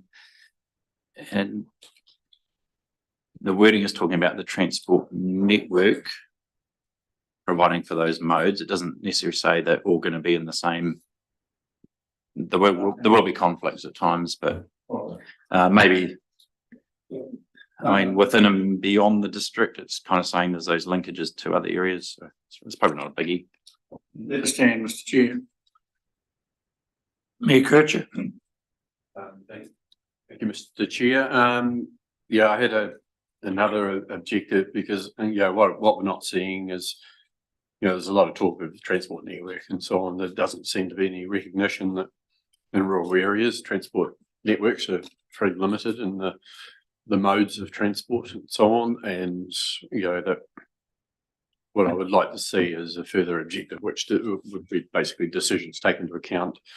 But it's often development that creates opportunities for developing multimodal transport options, which are not yet as available or as accessible in rural communities. Something probably less wordy than that, but I mean, the reality is you cannot.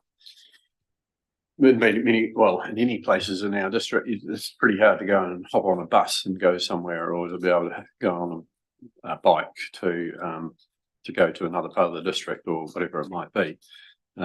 Yes, some people do, but it's few and far between. And we need to differentiate our plan from a large urban area or a metro, where those options are far easier to deliver. And I'd like something that does recognise that we are different, or we are like a lot of rural communities where we don't have those options. Secondly, it is on P3. It talks in number 3 in particular, the state highway or rail networks. Is that specified because that's part of the legislation, or is it something that we don't actually need to separate out? It obviously is part of the transport arrangements anyway. So just a couple of those questions. Thank you. Thank you, Mayor Kircher. I'm not sure that there is that need to specifically single out the state highway or rail networks, other than perhaps for their freight function particularly. But even if those words are excluded, it still captures them anyway, I think, in the main wording, so it's probably not a biggie to remove them.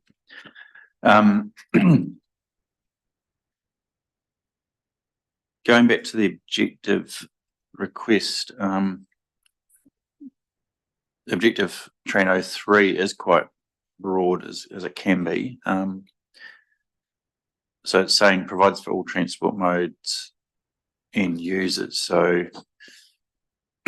that's things like tractors and horses and all sorts as well, but also, I guess, in the integrated with other land uses in the first part, the transport network does serve a lot of the other vehicles or things that need to use it to go between land uses or things like that. So it would also help promote things like stock underpasses, that type of thing, where we're trying not to conflict with other transport modes. So I think it's quite broad in that sense, but yeah, I pick up that the rural sector has less available transport options, but I think this would still pick up those rural subtleties that are different to urban. But yeah, I don't know what else you would add in there to do that. Thank you, Mr. Campbell. I think it's really, to sort of counter number 1 and number 2, those are objectives, because they are, as though they are written for highly urbanised areas. I mean, we don't even have a bus service to, some of our biggest employers. Just need to recognise that. Thank you. So in that light, then do we need, would some extra wording in O3, objective 3, maybe pick that up? Maybe at the end.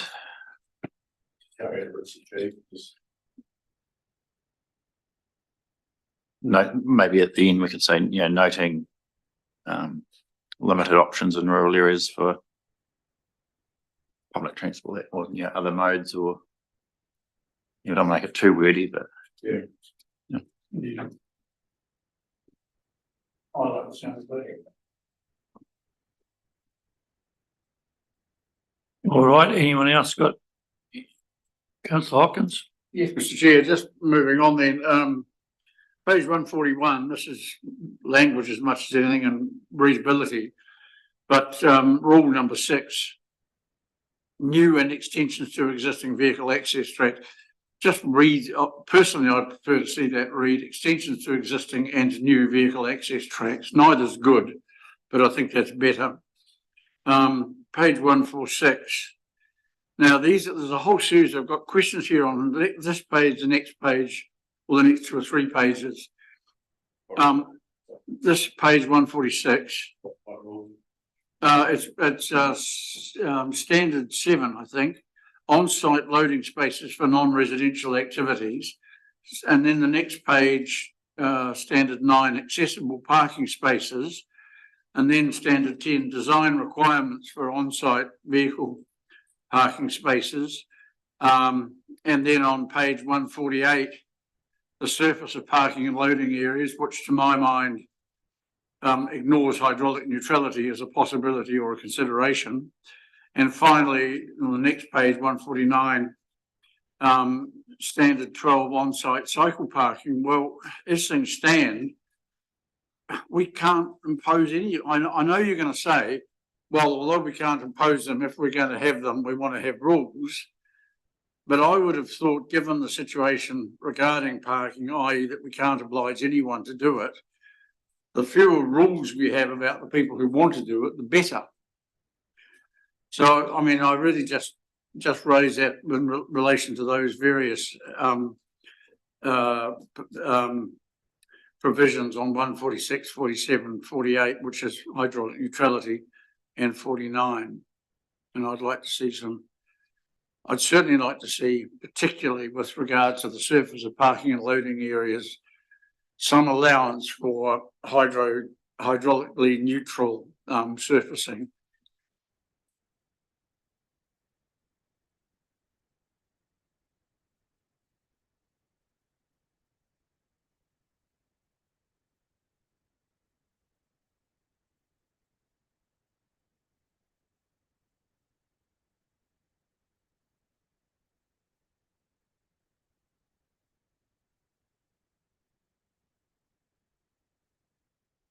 Thank you, Councillor Hopkins. In terms of the surface of parking loading areas, standard 11, it depends on the zone, but again, there'll be a percentage impervious surface area that might trigger that. So that would be caught under those provisions as well, in terms of that hydraulic neutrality. So it depends on the percentage of the site, that type of thing, as well as the buildings as well. So I guess all the rules kind of work in tandem in that respect.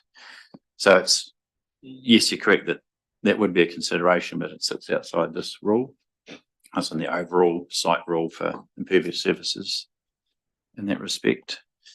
I mean, the other ones are kind of trying to pick up general good practice standards for a lot of the other things, whether it's accessible spaces or manoeuvring on-site loading, that type of things. We're just trying to make sure they put in something that's, yeah, good guidance, good practice. Yeah, so they're not being too onerous. It's just saying when they're provided, do it to a bare minimum at least, so we have something rather than forgetting about it totally. Yeah, they wouldn't get triggered too much in a lot of situations. Just as a matter of interest, if I think that particular provision, is that one of the things that the government's looking at repealing, or is that removal of our right to require parking still likely to be in place? I haven't seen that in any of the coalition agreements for the parking non-requirement per se, but yeah. Well, look, as long as you guys are satisfied that, given that it's now discretionary, as long as you're satisfied the rules aren't likely to inhibit or reduce the enthusiasm or willingness for people to provide parking as a necessary and logical part of the commercial viability of their development, then I accept the point you're making. I think the key thing is we don't want to put further obstacles in the way of people providing parking off the road. Councillor Blackler,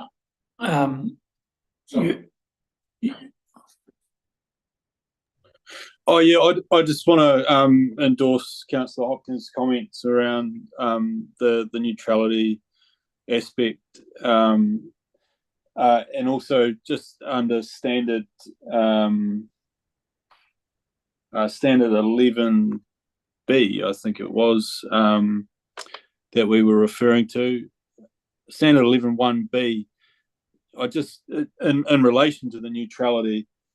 I just note that there's a requirement for a base level standard, as you've identified, Mr. Campbell, but would it be possible to have some sort of base level standard that had a pervious option so that would help someone to achieve neutrality? Because this is going to generate basically a compulsory runoff. And then I just had an overarching comment because Councillor Hopkins had referred to the fact that we're no longer require or able to require parking. And I just wanted to confirm, based on our conversation at the beginning of the session around many of the things that are in play with the change of government, is the parking or inability to require parking, is that in relation to the Spatial Planning Act? I'm just trying to remember, because that's one of the ones that have been flagged as being replaced. Thank you, Councillor Blackler. The removal of the parking provisions was a change put through by the previous government, and we amended the plan accordingly without any notification. So it doesn't link to the new acts that are going to be repealed per se. I guess under the Rule S11 around the surfacing of parking areas, is to try and make sure that they're adequate and don't cause problems, particularly going onto the road network where material can be dragged out onto the road, that type of thing, causing issues. But I guess an alternative would be they did trigger it, didn't want to provide that, then they could go through a restricted discretionary consent. And there's the 5 matters there. So if they can prove that all those other issues won't be an issue, then it could be granted consent. So again, it would be a cheaper option. Yes, they needed consent, but it might save them a lot of money if they didn't want to seal it to that standard. And providing they could deal with those issues around under the 5 matters of discretion, then it could be consented. So it's a viable option for large scale areas that may not want to provide it to that standard, and it could be approved. So there's ways around it. It's just maybe making sure we've got some consideration so they don't just go and put in something holus bolus that doesn't serve particularly the road users that well when it starts to impact on the road. Yeah, sorry. You go, Tim. I was just going to, thanks, Mayor Kircher. I was just going to say, which is why I wasn't suggesting that it's a, like a go for gold type thing, but there might be a perfectly acceptable pervious type solution that's on the market that could satisfy the issues that you raised, Mr. Campbell, but also allow the area to act in a neutral kind of way. And just back to your comment about this, the Spatial Planning Act and us having added that at an earlier point. So does that mean that us requiring or not car parking is a choice that sits with council at present?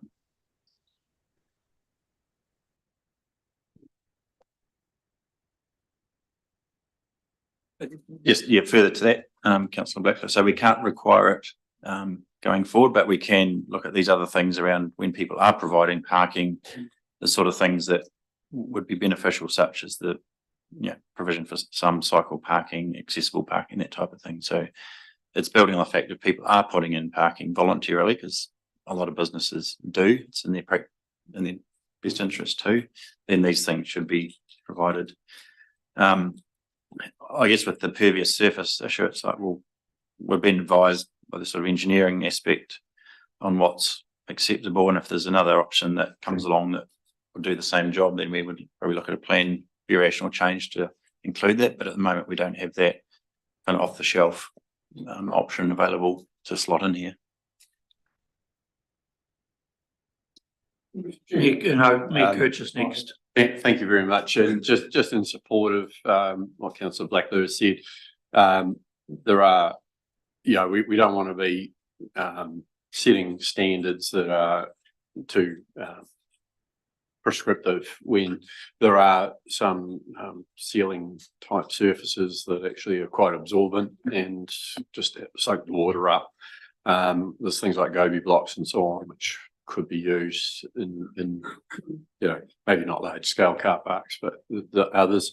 And there's definitely some other good solutions for large scale car parks to provide areas where some hydraulic neutrality can be achieved. So I'm supportive of making sure that we don't limit ourselves to just what the current roading practices there might be in Waitaki. The other thing I want to talk about is just that issue around not requiring parking.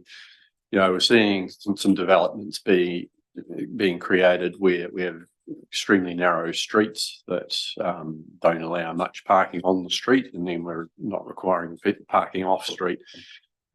And to me, it's so, we're going down an ideological pathway, which again is based largely on the access to public transport and other easy options, which don't always exist in rural communities. So, I think there needs to be a look at how we do developments, that if parking is not required, what is the width of street that we might actually have, and it might be a bit wider than what the New Zealand standard has, hopefully, that we can accept.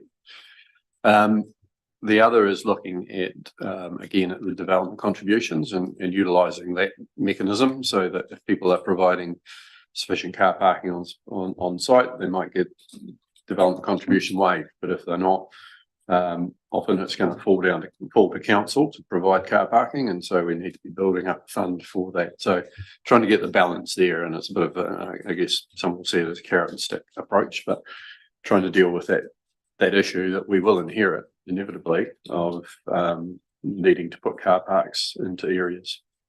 So again, not something we can address directly in the district plan, but a mechanism we can have elsewhere.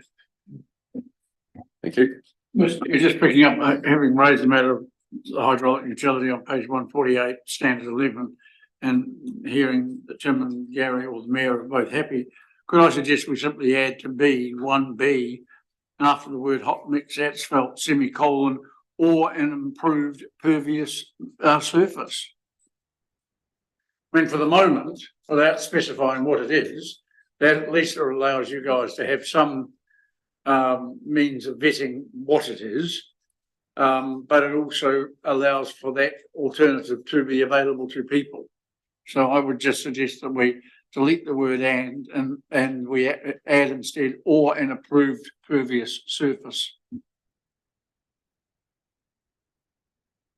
Thank you, Councillor Hopkins. I guess we have to be careful in a rule that has to have certainty in terms of how it's approved by and that type of thing. So it would be a bit problematic if we said or approved impervious asphalt surface. It's like, well, who's approving it?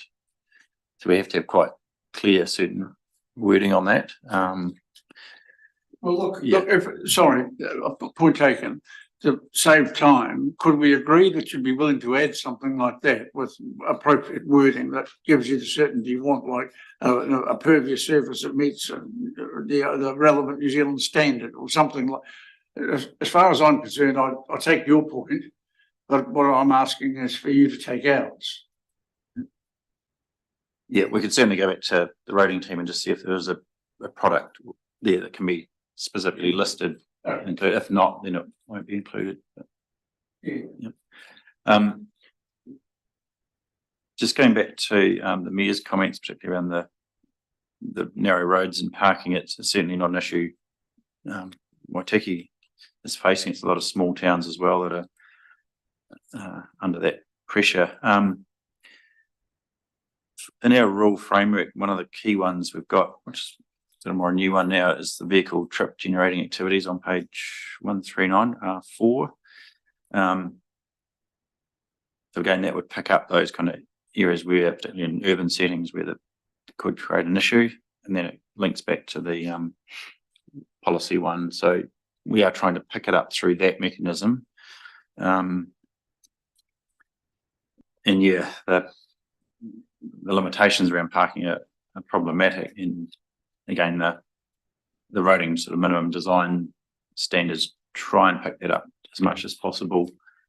I guess the difficulty we're facing is the vehicle ownership trend is going up, so we end up with more vehicles per household and ancillary, boats and caravans and camper vans, etc. So there's often not enough parking provided for those extra vehicles. So it is tricky, but we're trying to address it where we can. So there is some consideration to parking, and it's managed, particularly in those higher traffic generating activities. But just for the run of the mill residential, it is tricky. But it's trying to work in tandem with the minimum roading standards as well as the ability to require parkings.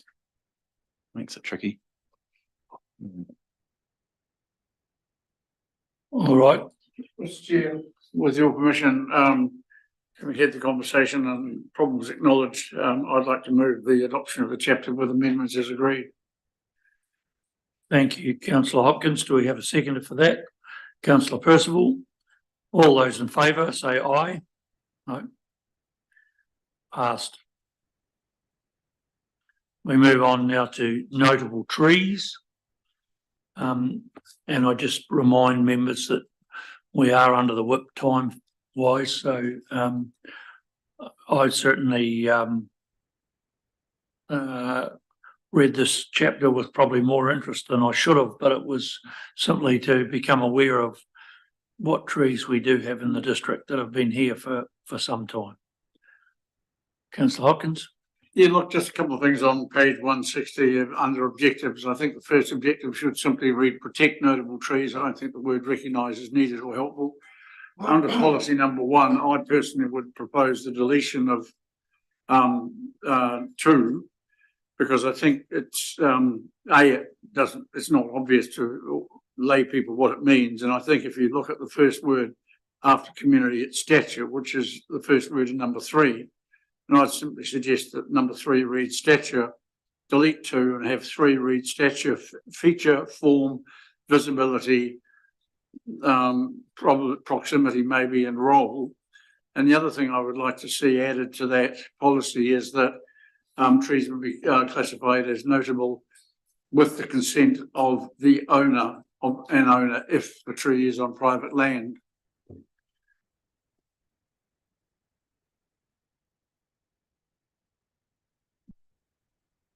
Thank you, Councillor Hopkins. I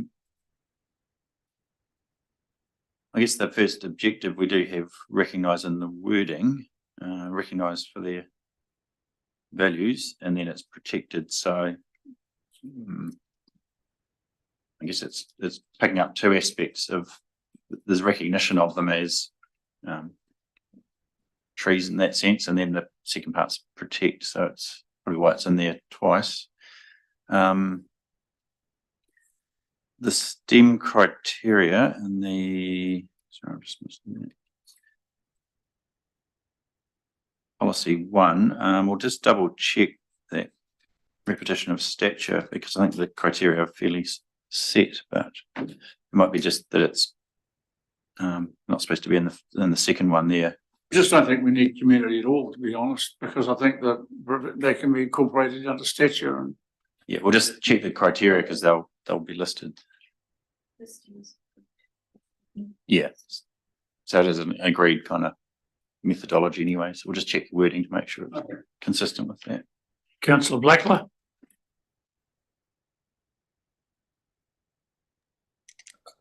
Thank you. Yeah, I just had, I had a number of things with this chapter. I'll start with two kind of suggestions for additional items. Proposing the addition of objective number 2, which would have the heading encourage the planting of trees. And the wording under that would say seek to encourage the planting of trees, and then in brackets compatible with their site that may one day be notable. Policy 2, this is in the interest of being future focused as well as looking in the rear view mirror. Sorry, Councillor Blackler, but we can't be future focused when we're actually dealing with notable trees of historical significance. I think we're actually trying to marry two positions into one. Well, with respect, I disagree with that on the basis that these trees represent people or situations of significance in the past, and I guess what I'm attempting this chapter to achieve is that kind of thing would be encouraged and able to continue into the future.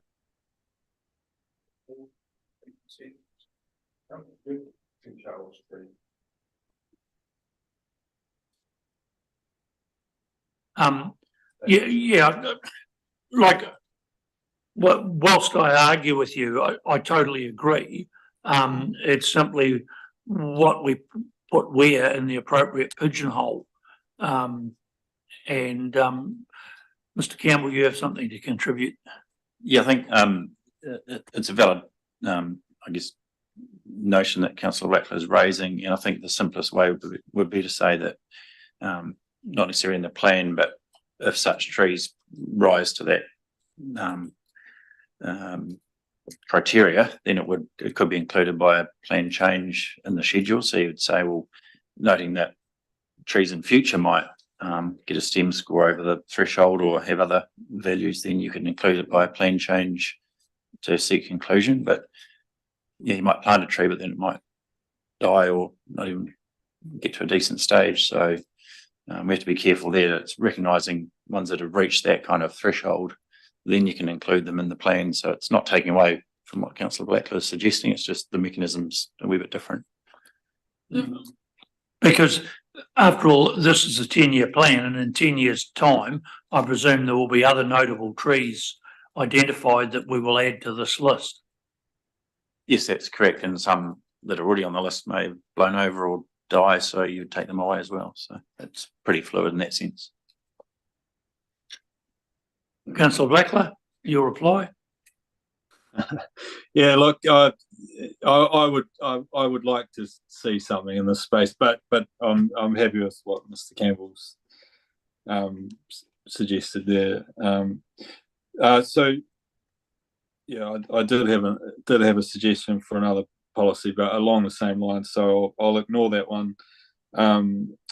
But with respect to the specifics of what's in there, policy number 6, item 1. I just suggest that we change the language in there to incorporate something that specifies that it's an arborist who will not gain from the proposed works.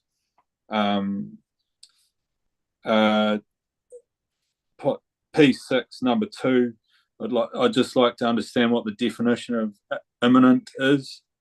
And P6 number 4, replace reasonable use with, I'm suggesting that we replace reasonable use with likely use, just on the basis that the same two trees in different locations should get a different outcome in terms of where the assessment lands.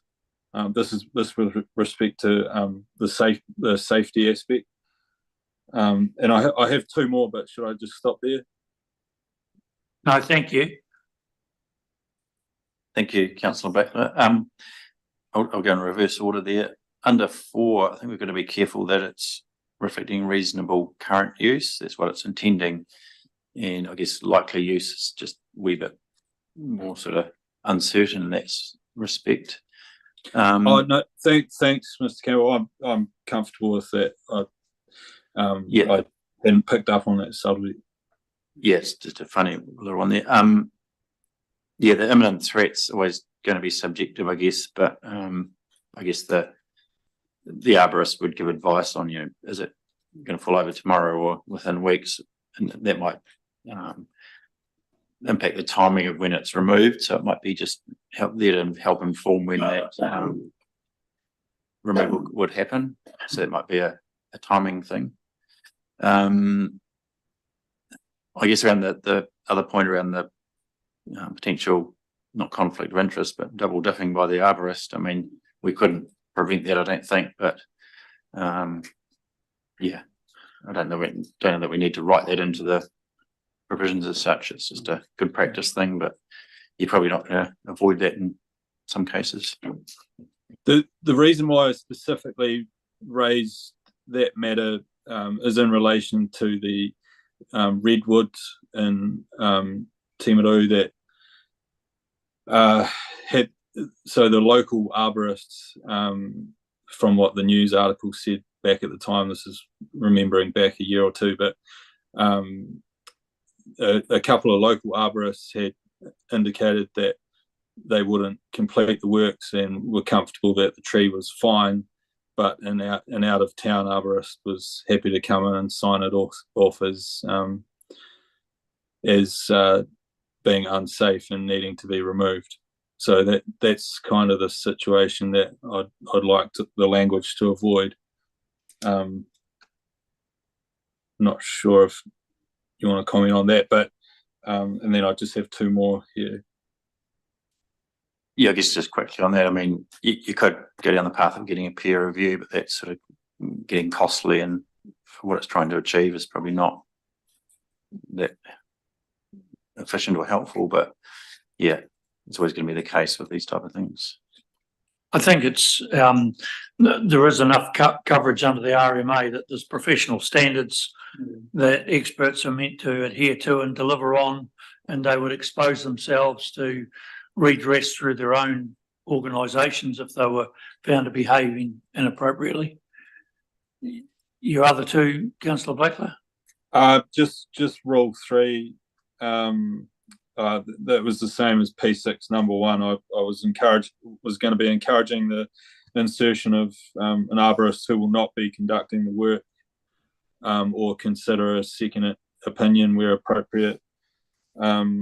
And under standards, standard 2, I'm just recommending, and perhaps that might satisfy my concerns with P6.1 and R3, that we need a standardised risk matrix and criteria, and that if what Councillor Thompson's mentioned is correct, which I have no reason to believe that it wouldn't be. Maybe it's just a matter of referring directly to the industry best practice assessment tool. It says that there anyway. It says that under 2. The works are undertaken or supervised by a suitably qualified arborist. The works are in accordance with best arboricultural practice. Yes, that's the works, Councillor Hopkins, not the assessment. For heaven's sake, look, I'm sorry. I think if we're going to start building in, you have to be financially neutral or whatever, we're gonna have to write it into everything and everybody, engineers, planners. To some extent, this is, I mean, based on one example in Timaru of selective employment of an expert, well, I could cite 100 examples of selective employment of landscape architects or planners or commissioners for decisions. I just don't think we can do this, to be perfectly honest, Mr. Chair. Thank you, I'm councillor. just simply asking for a reference to industry best practice guidelines around assessment of whether a tree is unsafe or not. I don't think it's complicated at all, Councillor Hopkins. Well, if you want to add the works and assessment are in accordance with, if that's going to keep you happy. Yeah, I think we can make that change to pick up both the assessment and the actual works. Yeah. All right, thank you for that, Mr. Campbell. Is there Thank anything you. else arising from this chapter? Just very briefly, what did you think about adding the consent of the owner of the trees on private land as section under that first policy?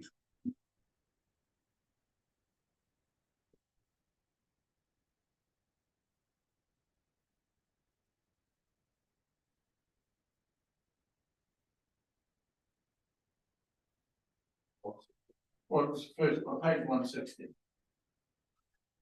I guess most of these are already generally come from landowners or public land, so I don't think we need to probably add additional ones on that when they already have that agreement. Okay. Mayor Kircher? Yeah, I guess the other problem is if, you know, you've got a landowner who says, actually, I like that tree, and think it's notable, and put it into the register, and then the next landowner comes along and says they don't want it. I'd be a bit cautious around running that risk that we're, you know, if it's been determined that it's in there, then it needs to be protected for the future as well. Right. Mr. Chair, I'll move the adoption. Mr. Chair, I'll move the adoption of the chapter with amendments as agreed. Sorry, I just had one more question, sorry, regarding Schedule 4. Yep, go for it. Schedule 4, I just wanted to clarify that we might have that in the background, but they're kind of, it's all descriptive language around the location of the tree. And I just wondered if, you know, in this day of modern technology, we might actually have some, you know, GPS recorded, you know, opportunity to incorporate it into the our mapping layers. And also with that, like, you know, there's many examples I can give, which I won't give in this instance, but I just wanted to flag, and on the basis that it's proposed as an opportunity going forward anyway, but I just wanted to flag that I feel like there are a number of potential trees that are missing from the schedule at present, but obviously there's an opportunity for the community moving forward to flag that. They are GPS in the proposed plan. That has been done. Yeah, they're on the planning maps. Yeah, they're on the planning maps with that reference. Thank you. So it's just that in the schedule the coordinates aren't listed. That's all that is then. Thank you. All right, so we have a motion on the table. Happy to move it. Moved, all right, seconded by councillor Blackler. All those in favour, please say aye. Carried. I'll just remind members that we've only got 300 pages to go, and we're down to 1 hour and 15 minutes. So we move on to the subdivision chapter. Sorry, I just want to speak. We don't necessarily. It is possible that the guidelines, both for the heritage area and the medium density area, could be considered because they're going to sit outside the plan. So I propose to make a suggestion that may mean we don't have to specifically consider them this afternoon. Thank you, councillor. We are aware that we may move on. We've had that discussion. Mayor Kircher, did you want to open your thoughts on the subdivision chapter? Yes, please. I did have something under P12. I'd underlined achieve hydraulic neutrality in urban zones, but I'm not sure why I underlined it, other than maybe was it should it reflect more than urban zones in that particular one. And then moving on from that, there's reference under Rule 17 to the future urban growth overlay. I'm not sure if we've had that provided. In my working through this, I didn't come across that, but can we have a description of where that is? It's in the spatial plan. I think I had the same question. So that's the first couple of things.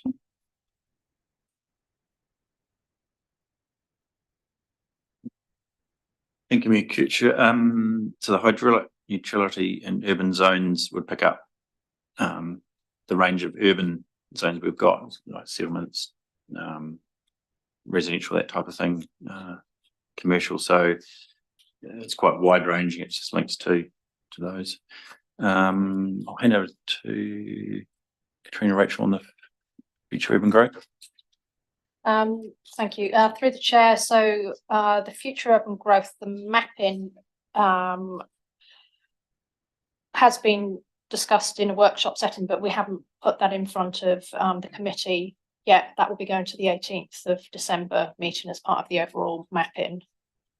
But it will be, it's the two areas, so it's an area off Old Mill Road. These are areas that were identified in the spatial plan.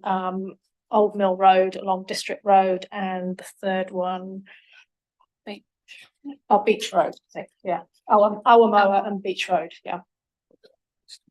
Yeah, that's District Road, yeah. Okay, thank you. We can just proceed then. The next is perhaps a bit more contentious, and just looking at the lot sizes and then the implications of each. So first of all, looking at rural lifestyle zone, I don't think we're achieving a hell of a lot. If we're going to say it can be as small as 5,000 square meters, but the average has to be 1 hectare. I mean, we've currently got averages of 1 hectare, and this is part of the problem that we're trying to fix, is how do we create more opportunity? And you know, the proposals nationally to cram a lot more houses into urban areas, but we seem to be a bit shy about putting more into the buffer zone between residential and rural general. And I think we should be a bit braver around that.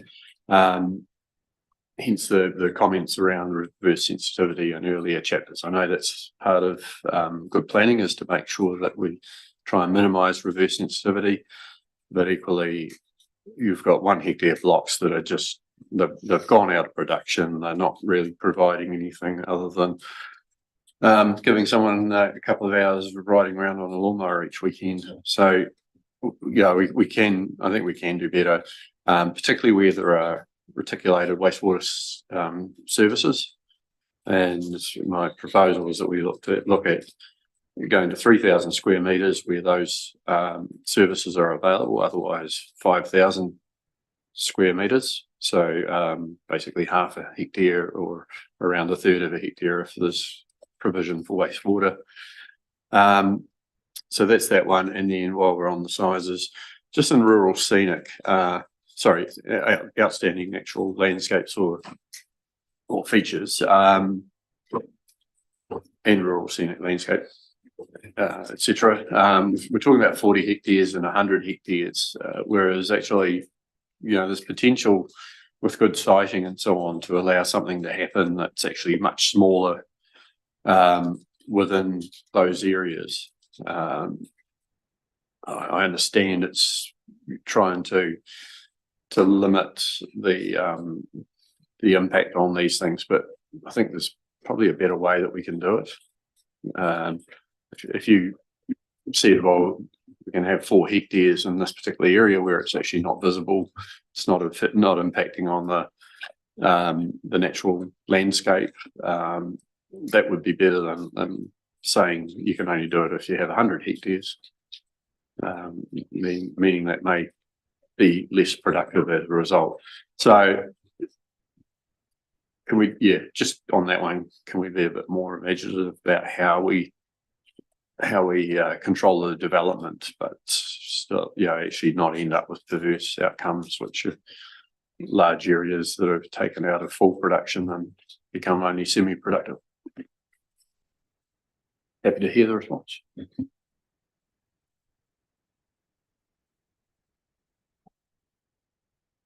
Well, one solution might be to be a bit more explicit with regard to the alternatives. I mean, at the moment, I had some concerns about precisely those matters as well. Although I do know that's permitted activity. Now, you could have either controlled or restricted discretionary applications based on smaller section size, and you could effectively say there will be no minimum size, but the criteria will be visibility, impact on the outstanding natural feature or outstanding natural landscape, relationship to public spaces, something like that. And if you built that in as an option that was either restricted, discretionary or controlled, I think you'd achieve what Gary was, I think, sensibly looking for. Councillor McCone, would you like to?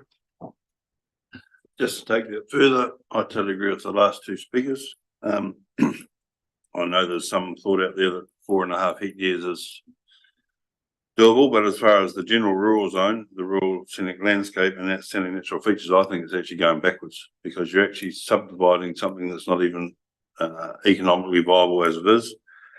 The area to look after 4.5 hectares is far more convenient than trying to look after 20, 40 or 100 hectares. So you're talking 50, 100 and 250 acres, which is quite a substantial amount of ground, considering, if you want to put that in comparison, a rugby paddock is 2 acres. So multiply that by 100.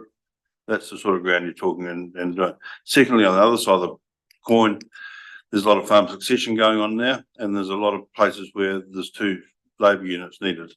But if you cannot subdivide part of that off and build a retirement home for the previous landowner, and you need to, because you start overcapitalising that piece of land, it makes it almost impossible for succession to move further down the track. So I think it's it needs to be refined and redefined.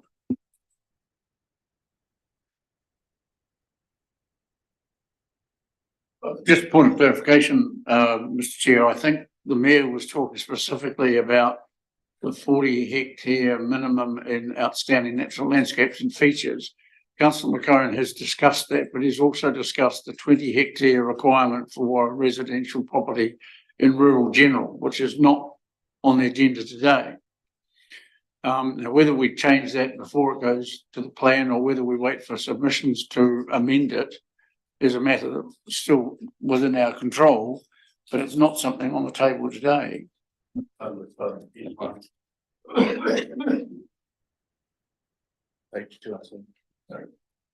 So, sorry, yes, so just working through that. So currently rural scenic is a 20 hectare minimum in the operative plan, and rural general has 4 hectares. We've had some work done on the rural general, also in light of the national policy statement on highly productive land, and it's suggesting that the 20 hectare is about right for the district, notwithstanding that all of these standards will trigger a controlled activity consent anyway. So subdivision is not permitted, it's controlled. So once you step outside that, you're already in a consenting environment. Once you step outside that, you'd be in discretionary or restricted discretionary or higher, depending on the activity. So it does give a chance to say, well, if someone wants to depart from these, they will still need consent regardless, but it's a different consideration depending on where they are. So it doesn't take away the consent burden on the applicant. It just means that in those areas where it's particularly the rural scenic or outstanding natural feature area, we would look at those things around siting and design, and it might be that there could be opportunities to cluster in a certain area, maybe have a larger balanced lot to offset that. So that's a valid consideration that you could work through anyway. In terms of the rural lifestyle with the 3,000 square metres and connecting to reticulated, so a bit like the settlement zone above, I guess we'd just want to double check that potentially before we agree to that, but it could be a viable option if there was reticulation. But that's one of the main concerns, is going at a higher density, you end up with a whole lot of septic tanks. So we can certainly check that and maybe come back on that one. But yeah, again, if people wanted to go below the 1 hectare average, they're in a consent anyway, and if they come up with an option that connected to reticulation, well, it might just mean they're discretionary, but that can be a matter that's agreed to. So it wouldn't necessarily, I mean, 3,000 could signal that you can go lower with reticulation, so it could be an option we look at, bring back. Yeah, it's kind of the next step from the settlement zone. I mean, we've already got like places like Hamden where we allow subdivision to happen, and that's not always appropriate because, you know, you've got septic tanks that are sitting in not good soil, and, you know, maybe there's an element of subject to drainage testing or something that has to be in for some of those ones. But the idea is taking the settlement zone and going a step up, and so whereas a settlement zone you can have 3,000 square metres where you don't have a septic a reticulated wastewater system. This is saying to have 3,000 in a rural lifestyle, you have to be able to hook onto a wastewater system.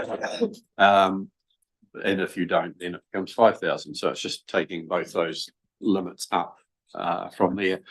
I think on the, a lot of people, when they look at these things, they'll look at, okay, what can they do that's simple to do? And, you know, they can basically get a resource consent without having to talk to neighbours or go fully notified if they follow what's in here. And to do, to maybe get a better result, it might be that actually having a small, carving off a couple of hectares or something in a significant natural landscape may have a lot less impact.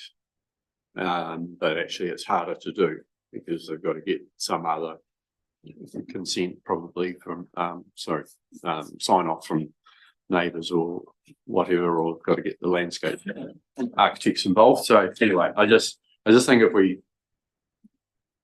we can be explicit and say, well, you can avoid having to notify this if you do it this way, or if you can show that actually the impact is going to be less by having a smaller lot size.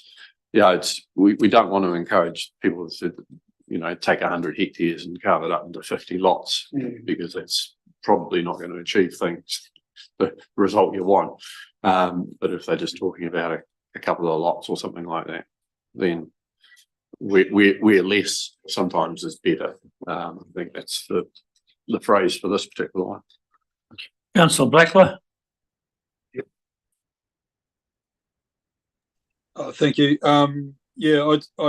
I'd like to endorse Mayor Kirch's comments in relation to rural residential, and I think the 3,000 round reticulated versus 5,000 non-reticulated seems sensible on the basis of the arguments that he's put forward. In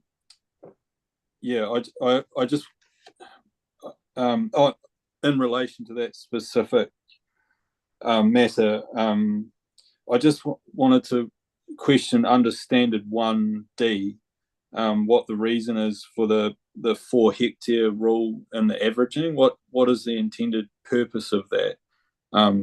But again, I go back to the suggestion that's been made. I would support a shift to that rather than the averaging method anyway.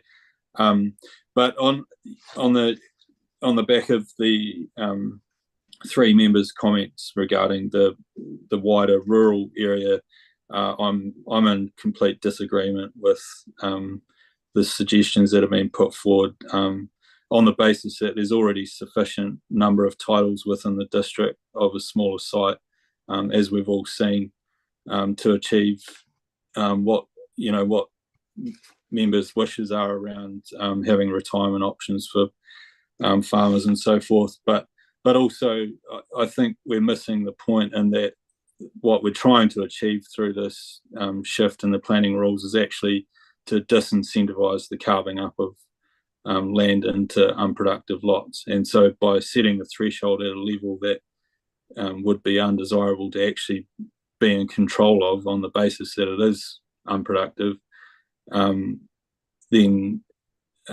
people might think twice about doing it.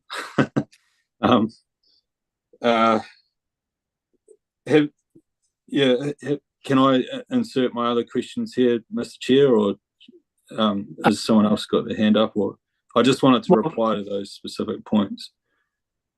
I will let you carry on, but I just want to give officers the opportunity rather than burying them. Do you want to respond to any of these comments, and then we'll carry on with Councillor Blackler? Yeah, just quickly, thank you, Mr. Chair. Just going back to the rural lifestyle changes there too, I guess that a lot of that future urban growth overlay area would be where it's more likely to be reticulated, and that's where we would be looking to upzone in future. So they would have the opportunity to go to normal residential and provide more houses than the rural lifestyle would in future. So the purpose there is the FUGO, future urban growth overlay, would mean they want to make sure it's laid out so it doesn't preclude that going down the track, because it's likely to be upzoned. So that's one thing. I guess too, the subdivision chapter doesn't work in isolation. So once you get into those significant natural features or outstanding landscapes areas, it's probably more the land use consent that's going to be more consideration and still get triggered anyway. So the subdivision is really just setting up the ability to put something there in future, whether they do or not. But you probably want to look at them in the whole and see, in the sense that if they're going to build, that it'd be identifying a platform so we could assess those effects now and not have to deal with it later. So it's really just saying, here's the starting point, and if people have specific kind of designs and things in mind, then we can work around that in a combined manner, so they're not just subdividing, then later on finding out they can't build in the right location. Councillor Blackler. Thank you. Policy 9 made me start thinking about, and this is in relation to the reserve. What's the specific?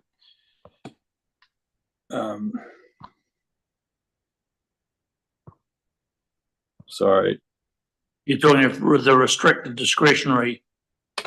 Esplanade and reserve, Esplanade reserves and strips in policy 9. It made me start thinking about where it might be appropriate in this chapter to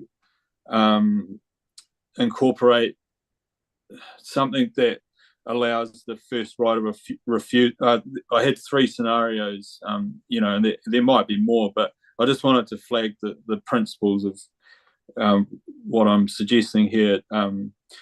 There might be, an appropriate wording around a policy to establish first right of refusal on land adjacent to a reserve flagged for coastal erosion matters or future strategic use, where the territorial authority may have the opportunity to consider the purchase before, on the open market, before or at market value, or whatever the wording might be. P12. I just wanted to confirm that number 7 around interaction with overlays means that there would be input from the relevant parties within where the specifics are occurring within the overlay, not that the overlay triggers anything across the site. And number 10, I think we should better define what walkable means. And I would prefer personally a specific radius or distance, and also wanted to establish what actually constitutes areas accessible to the public. Like, for example, are grounds that are owned by Ministry of Education or the AMP showgrounds, for example, are they what would be considered public spaces on the basis that people play sport and such like on the weekends and stuff at present? Or just what is the definition of that? And then I have a few more, but I'll stop at that point. Thank you. Mr. Campbell? Thank you, councillor Blackler. I guess we could put in brackets there what typical walkable distance is. It's generally between 400 and 800 metres in most cases. We probably wouldn't define public open spaces because it depends. Some schools may open in that sense, some may choose to not be open for the public, but I guess it's publicly owned, so we just have to be careful there, but that's probably covered. So sorry, so you're saying that they would be included or they wouldn't? Well, I guess it's tricky because the subdivision at the start of the provision says is designed and located to provide public open spaces. So that's where they're actively providing them, but that's different to using existing ones, I guess. Just going back. The Esplanade reserves and strips works in tandem with the RMA, so there's sections there that provide for the compensation. So that's covered down into sections 237 E and F of the RMA, so that talks about compensation, so we can't really depart too much from that, but that's the trigger there if it's relevant. So we could take that up if that was an option and there was budget to actually purchase that land, particularly if it's an Esplanade reserve. So it's vested as reserve and surveyed. So that's a specific RMA provision that we would utilise if the relevant property or parks department had budget to purchase that land. But we don't want to, I guess, encumber ourselves on that in this document. No, I guess I'm not trying to, sorry, I might have been unclear. I'm not trying to meddle with that specific policy. It just made me think about the opportunity possibly for another policy that, allowed us to consider whether a site is going to serve a strategic purpose or some other matter in the future, and basically give the opportunity to the council to purchase said property instead of it being developed on the basis that it would enable other strategic objectives to be achieved. Just quickly on that, I think that would be through relevant sort of parks, reserves or property strategies that would identify those areas, and this gives a mechanism on subdivision to trigger that. I think, councillor, we've got to try and stick with the material in the plan. We can't introduce or rewrite the plan at this stage. Councillor McCone? Yeah, just I'll go back to Gary's statement beforehand, and I'll say Tim will agree to disagree on section size under certain titles, but it comes to mind, if you go down this left-hand side of Lake Dunstan on Bendigo, there's a whole lot of subdivisions gone in there that are a hectare or less, and they've been built strategically to the side of the hill. Does that mean under this district plan that wouldn't be possible for the likes of Benmore, Aviemore, where they're built so they can't be seen from the road, or they're strategically placed in there to blend with the landscape under this 100 hectare site for its natural features? How do we get around that one? Well, it means I suggested earlier to be just conscious of time.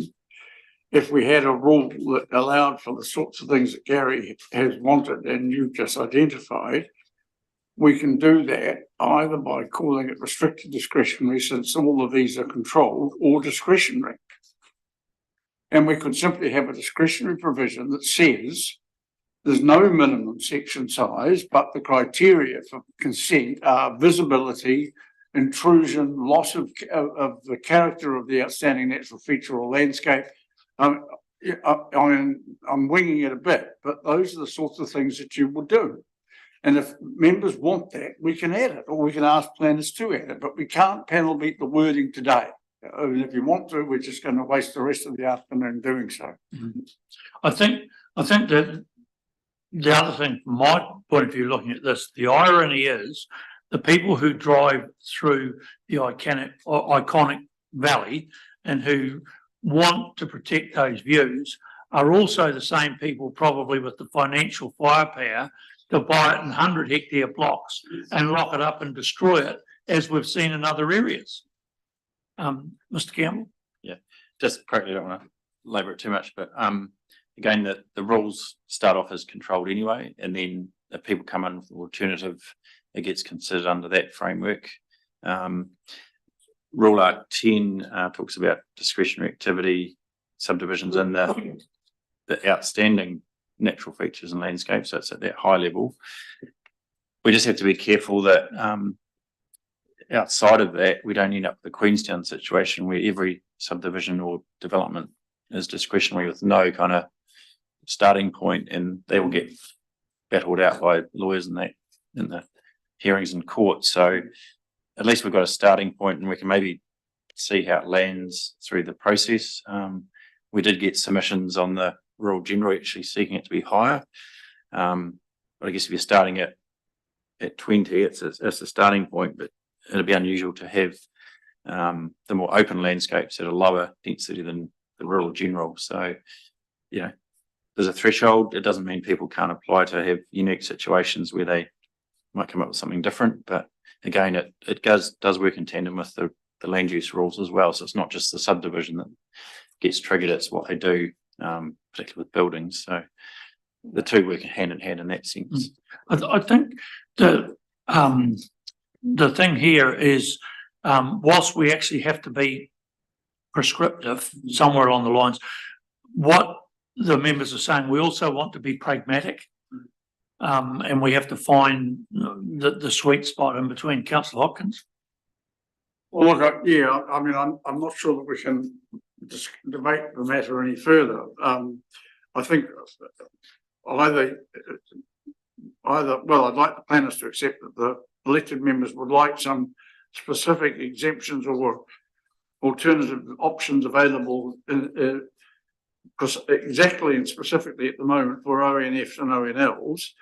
I'm with Tim on the rural general, although again, I would personally be willing to contemplate a carefully crafted alternative which might allow for the building of one further house on an existing 4-hectare subdivision, subject to that house being for occupation by farm workers, with a provision that says if people exploit it or abuse it, the house can be, we have the ability to request the removal of the property.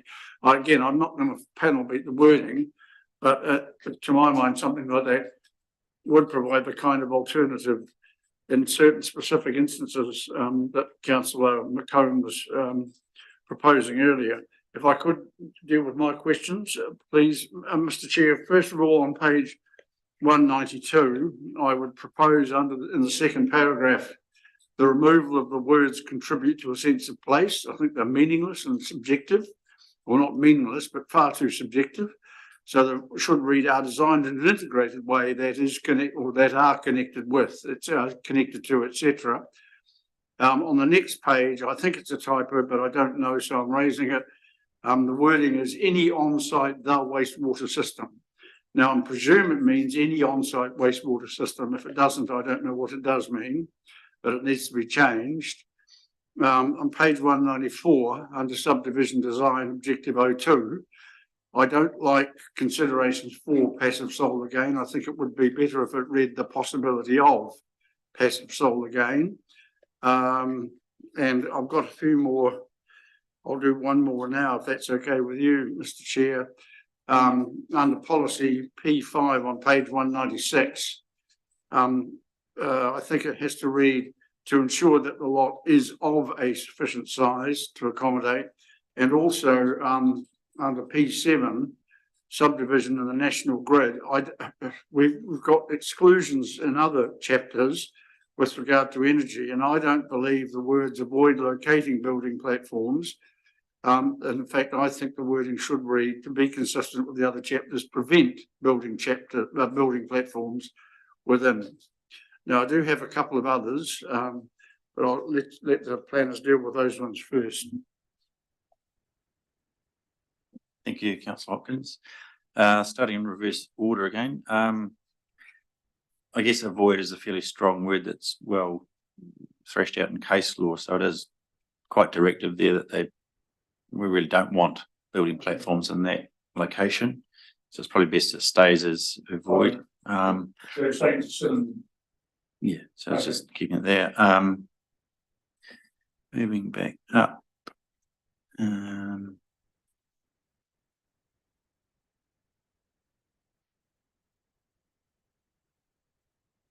The possibility of. Yeah, I think just in that page 193, it should say on any for any ons. Yeah. I would just say should say any on-site wastewater system must also meet. Yep. That's what I assumed it meant, Yeah. but I raised it because it's not. Sorry, could you repeat that, David? The wording in the box on page 193 should just say any on-site wastewater system. So we'll remove the word the. Sense of place.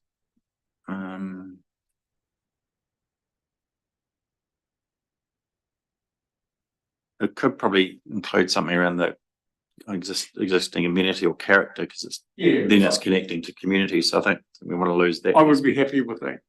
Yes. So maybe says contribute to existing amenity / character, Yeah. and then comma are connected. Yep. Yes. And was there another? Sorry, I missed the other one. Just rather considerations for a suggestion would be more clear as to the possibility of. Oh yeah, that's right.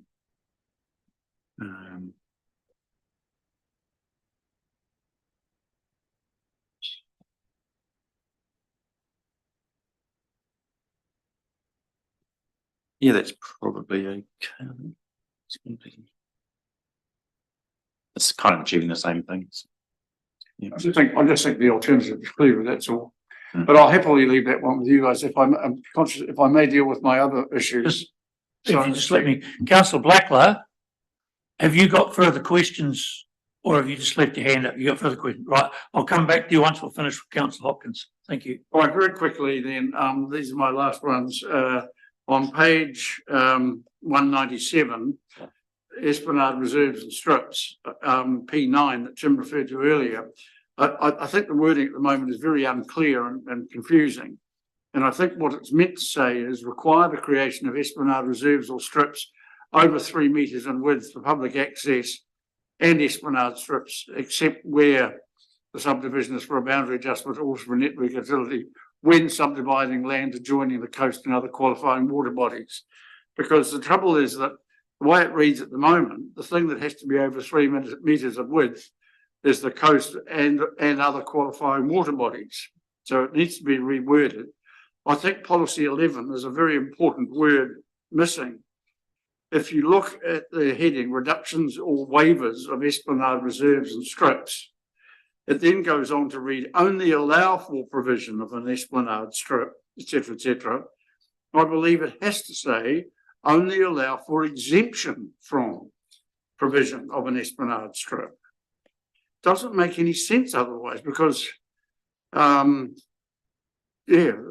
anyway, that's and on my last one on policy 12.7, within Greenfield subdivision, incorporate Mataraka Maori principles and provide opportunities to maintain or strengthen the relationship of tangata whenua with their ancestral lands, water sites, Wahetapu, Wahitupuna and other taonga, where these have been identified through engagement with tangata whenua into the takata whenua, and the subdivision has the potential to compromise takata whenua values and interests. Well,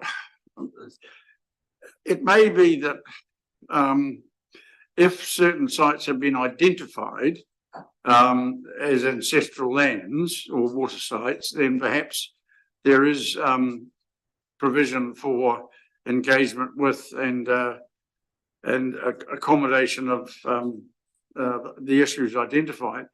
But I think the idea of incorporating Mataraka Maori principles in a greenfield subdivision across the district is entirely contentious. I mean, what are those principles? Who defines them, and at whose cost? I mean, if I'm doing a subdivision and somebody says, "Well, what Mataraka Maori principles have you considered?"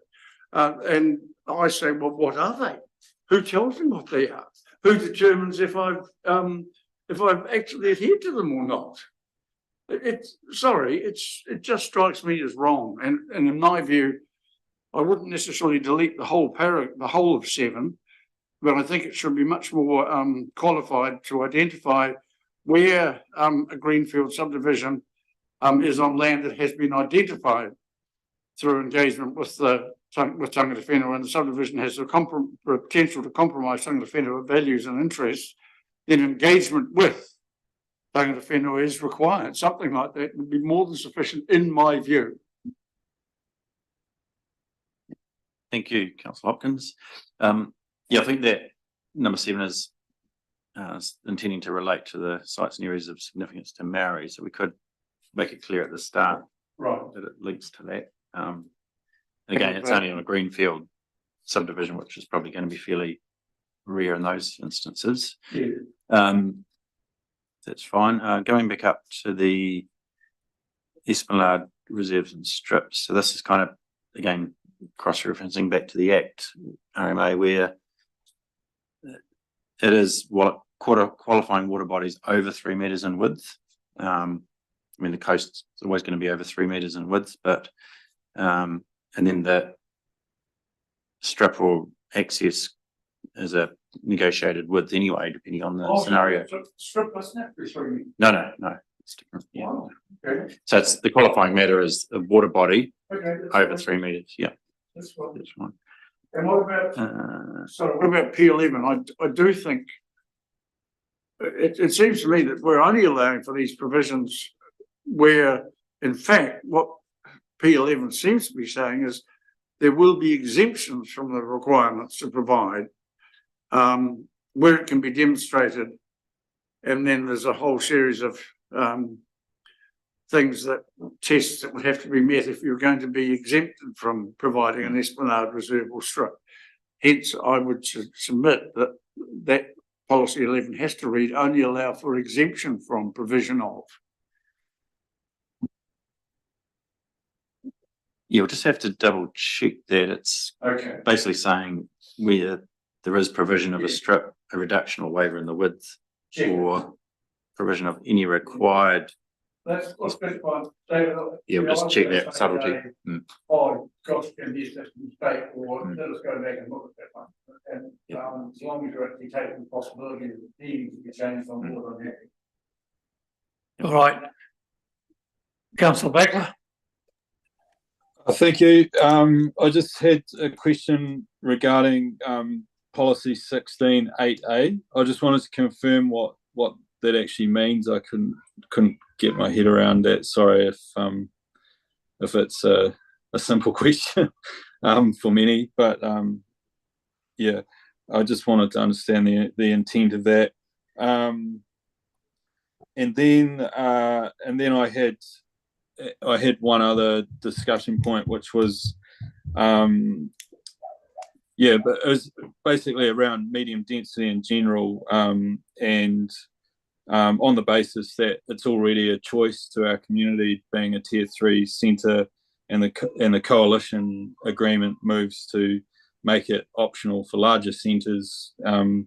moving forward. There was strong opposition in the draft feedback, and the reality of the fact that a 200 square metre section is very, very small. We can already subdivide to 300 squares. There's a number in the hundreds of available sections for development within the district, as has been confirmed by Quotable Value. I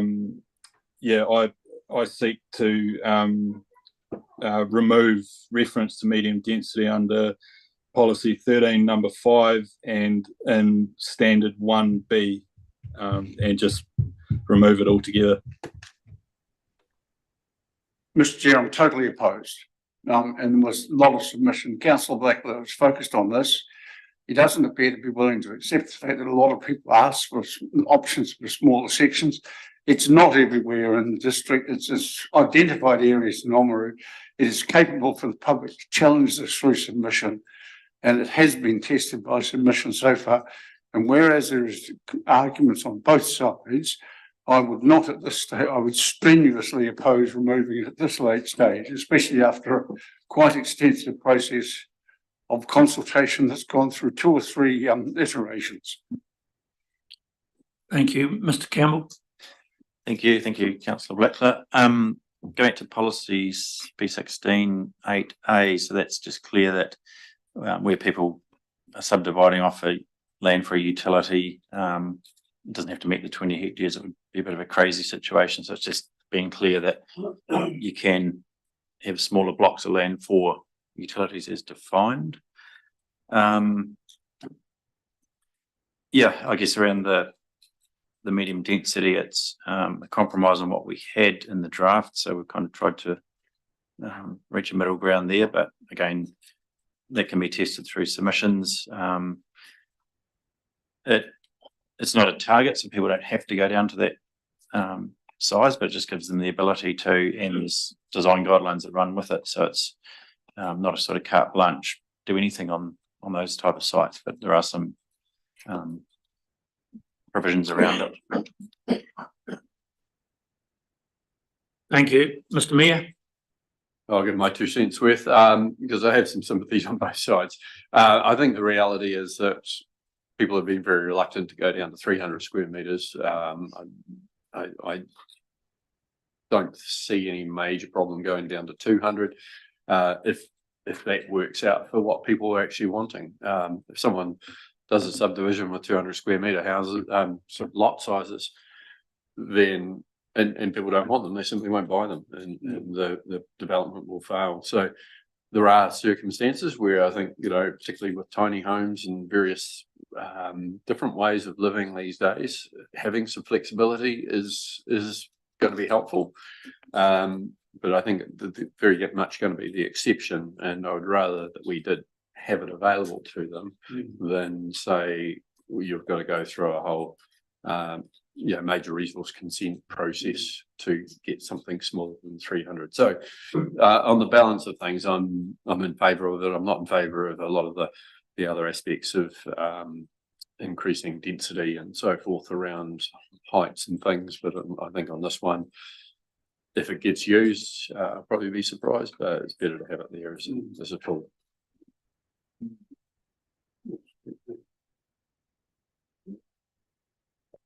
Oh, Councillor Percival.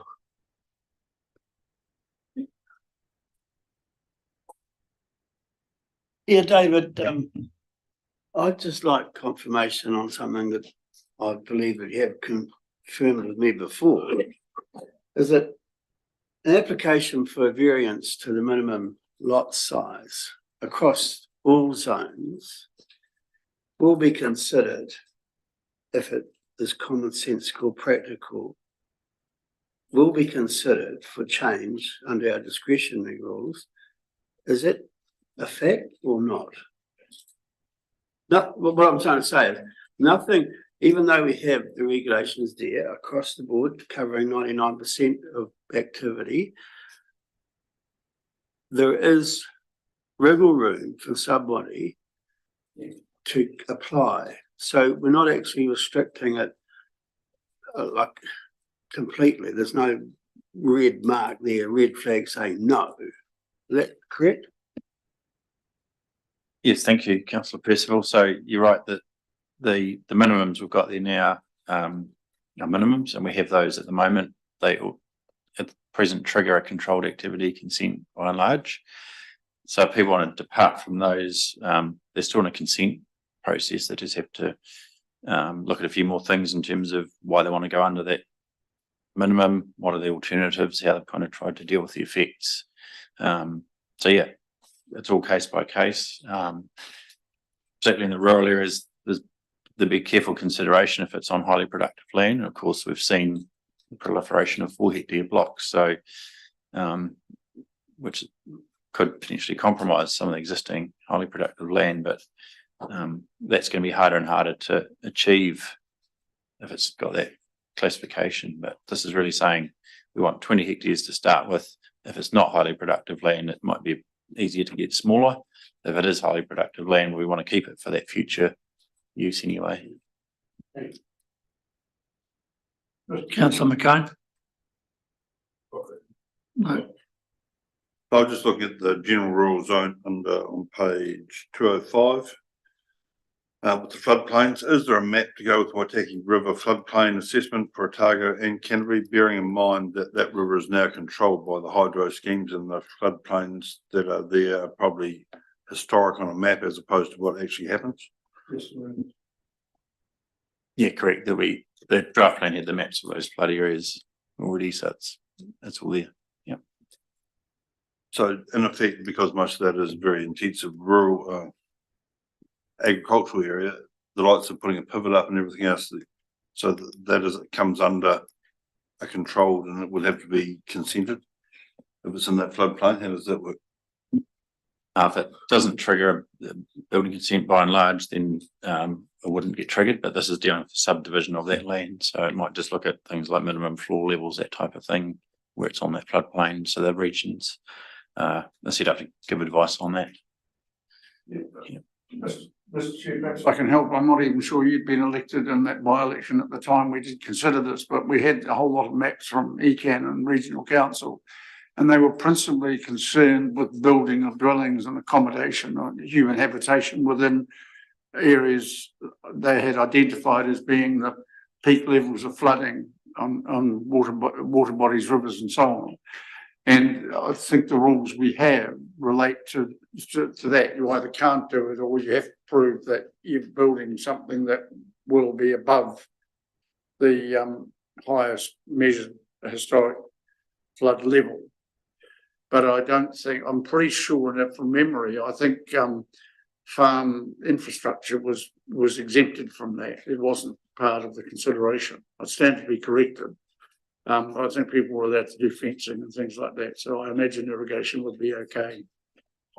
The big issue with the flooding is at north end of it, Oamaru, and I'm not sure we've adequately resolved that, because there's an identified flood area there that impinges on existing properties. Just rounding up this conversation, that there's no other pressing issues that members want. Just before you took Mr. Councillor McCone's question or comment, I was going to move the adoption of the chapter with amendments as agreed. Thank you. Do we have a seconder for that? Yes. Councillor Percival, just put the mayor at the post. All those in favour, please say aye. Aye. Aye. Carried.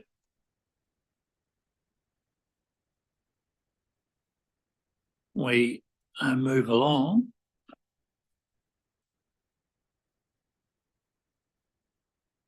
To natural features and landscapes.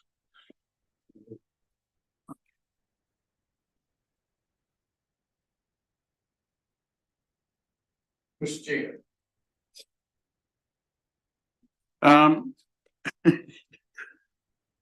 I'll be provocative. I suggest that we delete all references to rural scenic zones and we get rid of the rural scenic zone altogether.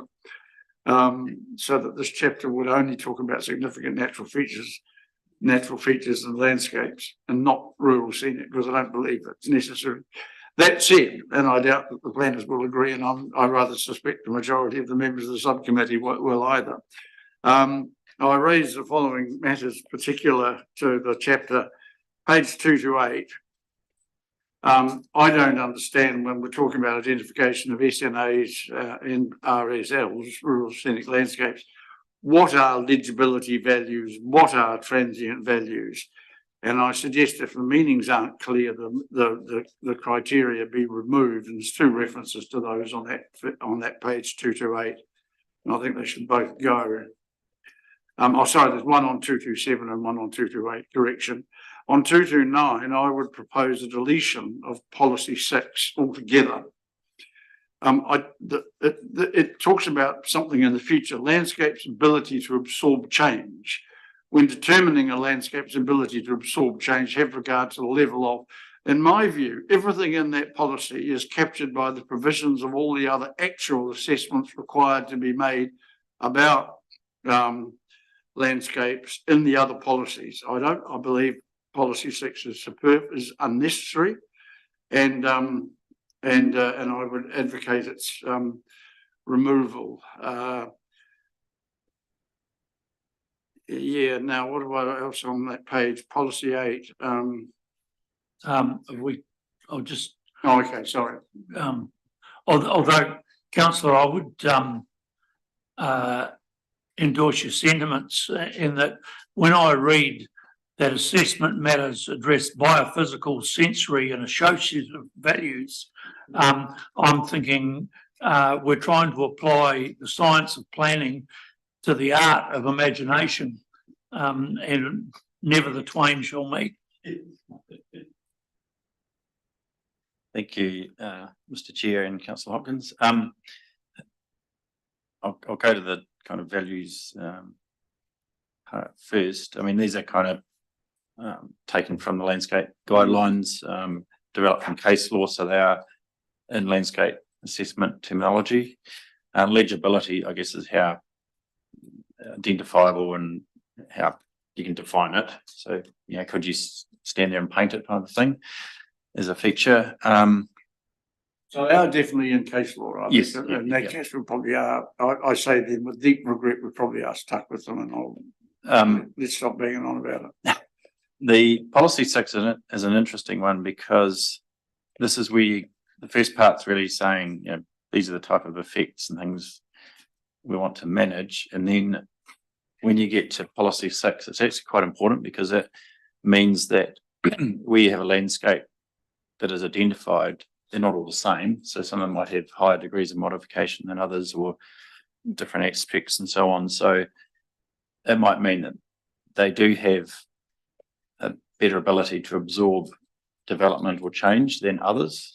So that goes back to the previous discussion around subdivision in those areas to say, well, when you look at these type of criteria, you can say, well, actually it has the capacity to absorb more houses or buildings or whatever it is. So it's probably important to keep that in there. So it pulls people back to assessing something tangible rather than leaving it too loose and open.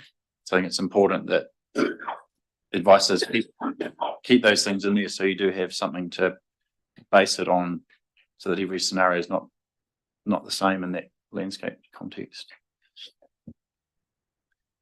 And rural scenic, we've got that now. So and we have made quite a bit of change to that in terms of those buffer areas that were removed. So yeah, it's saying it's still a working farming landscape. It's just got a lower level of naturalness and quality than the outstanding, but it provides quite a good sort of transition to the other areas. Okay, Mr. Chair, may I just go through some of the others or not? Yes, carry on. Well, look, page 232,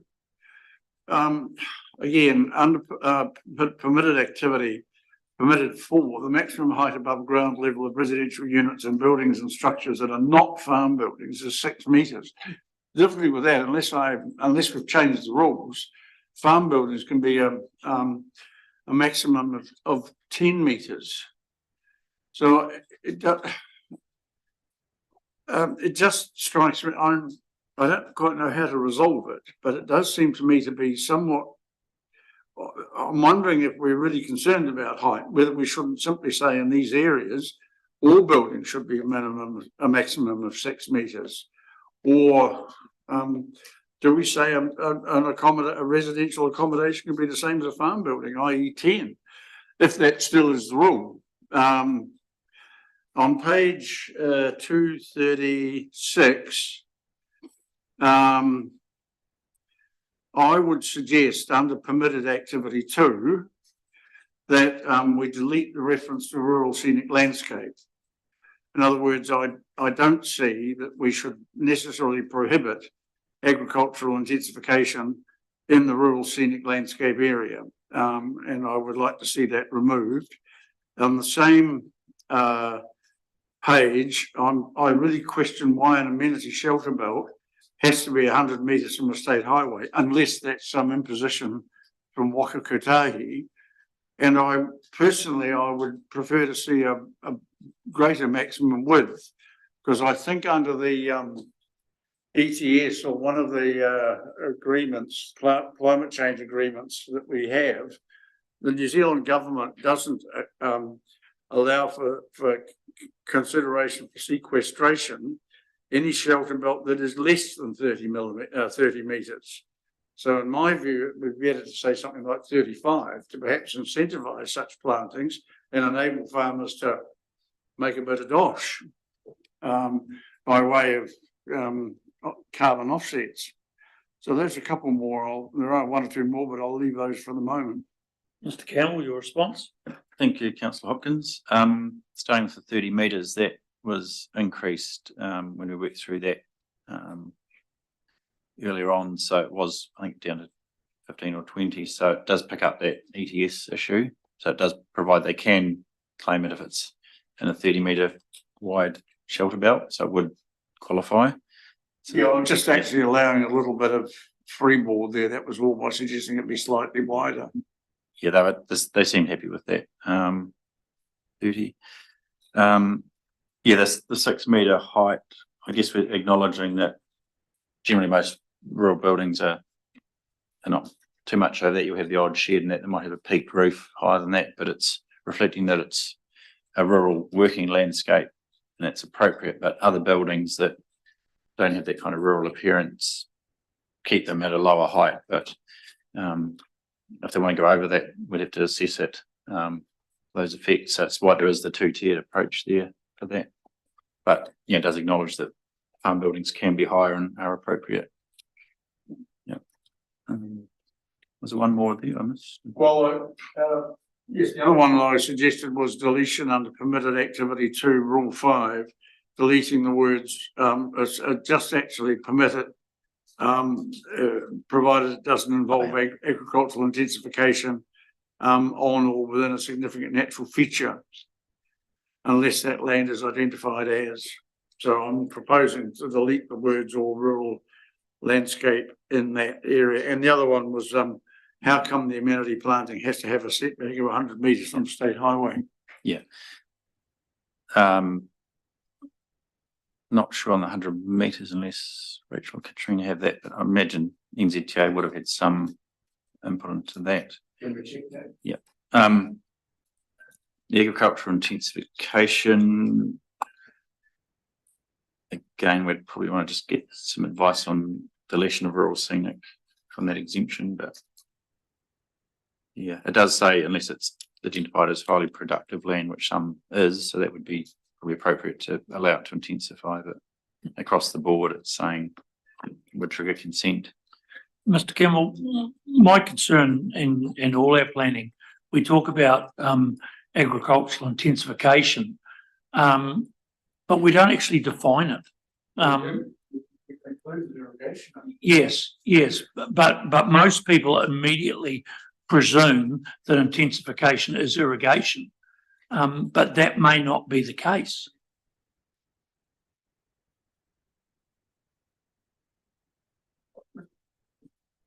Mr. Chair, I think we have agreed as a subcommittee to look at that definition of agricultural intensification before the plan goes to the council.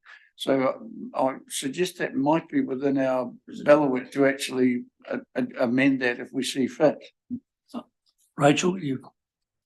Through the chair, I can read the amended definition because it was subject of quite a bit of feedback. So it now reads, means change from non-irrigated primary production, including plantation forestry, to irrigated agricultural production on land that is not currently irrigated.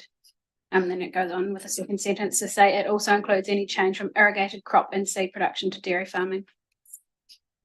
And just the previous definition include things like direct drilling, cultivation, top dressing, oversowing, and irrigation. So it's pared right back from what it was. Quite a change.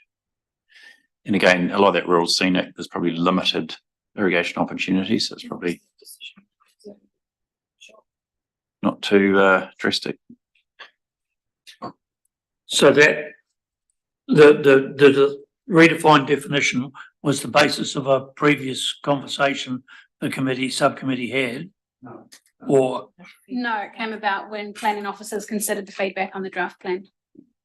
all right, And I, for one, I'm still not happy because it makes irrigation the key issue and the key definer of intensification. In my view, that is wrong and unnecessarily restrictive.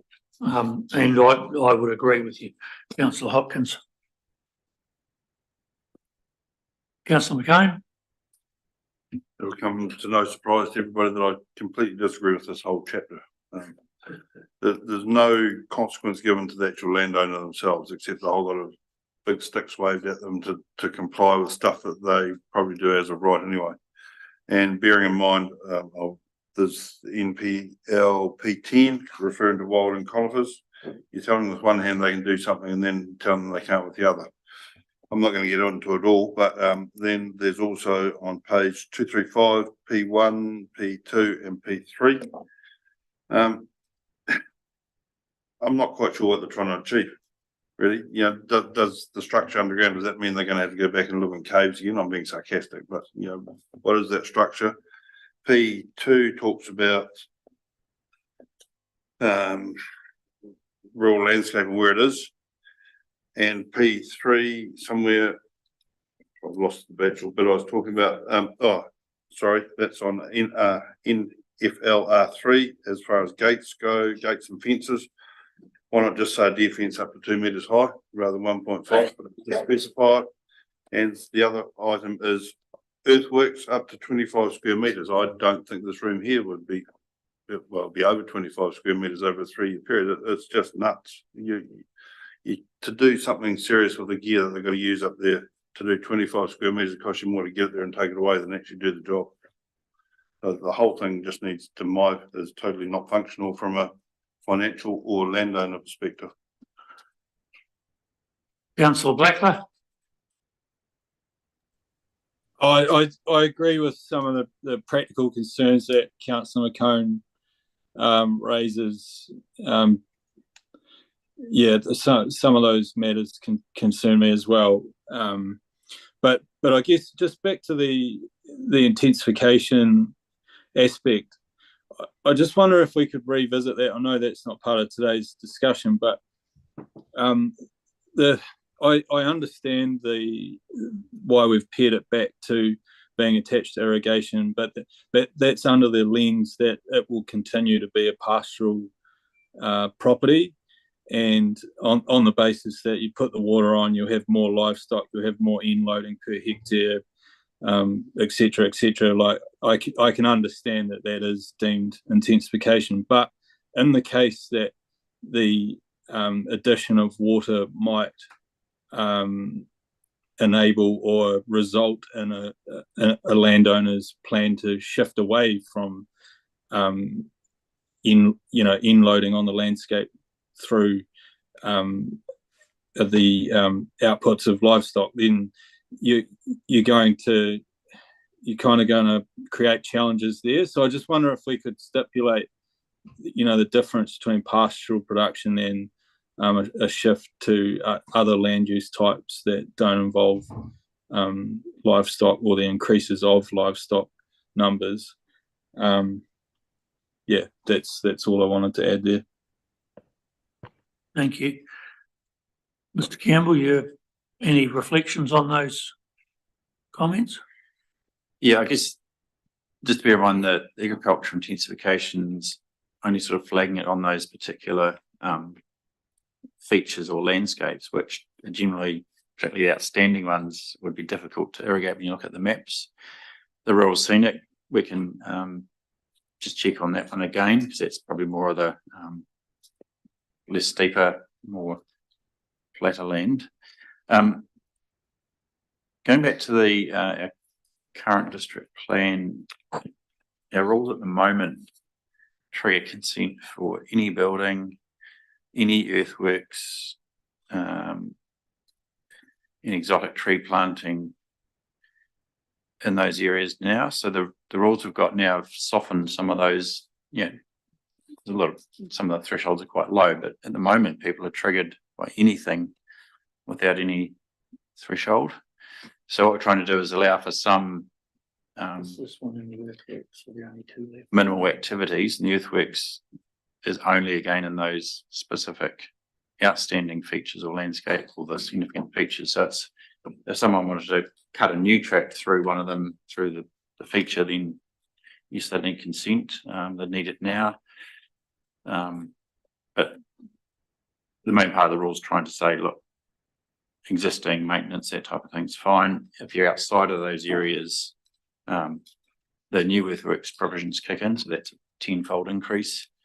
So it's trying to get that balance again with some of these as well. So, you know, there's always going to be compromises, but this is really just trying to focus on those areas that are higher value landscapes, not stopping people continuing doing what they are, but it's those new activities, new cuts or buildings, that type of thing that would get caught and be assessed. It doesn't mean they go, no, it's just let's have a look at it, see what the impact is, and going back to that landscape policy, can that landscape absorb that change? If it can, carry on. So it's the process, how it works through. When we seek to be so prescriptive and get it right, we leave ourselves open to, well, what I think are obvious anomalies. And for example, when we talk about outdoor recreational activities, we specifically go, they mustn't involve motorised vehicles, that only 25 people or less are permitted. I immediately think every year we have the Otago Goldfields Cavalcade go through these areas, and we see 60 to 80 people on horseback as a group traversing these high country stations. Under this, we would have to get a consent to do that. I'd just to add to that, Jim, so many of the schools and clubs around here have motocross days when they'll be up to 500-600 riders, and that's also encompassed by this. So also, that is also the discretion of the landowner that is permitted on his own property, who opens himself up to health and safety. Secondly, as far as tidying up tracks and things go, the machinery we use in today's farming has got a lot bigger. So if you're going to turn around and push a lot of these tracks that were put in the 60s, they're going to be wider anyway. So how you stay within inside that.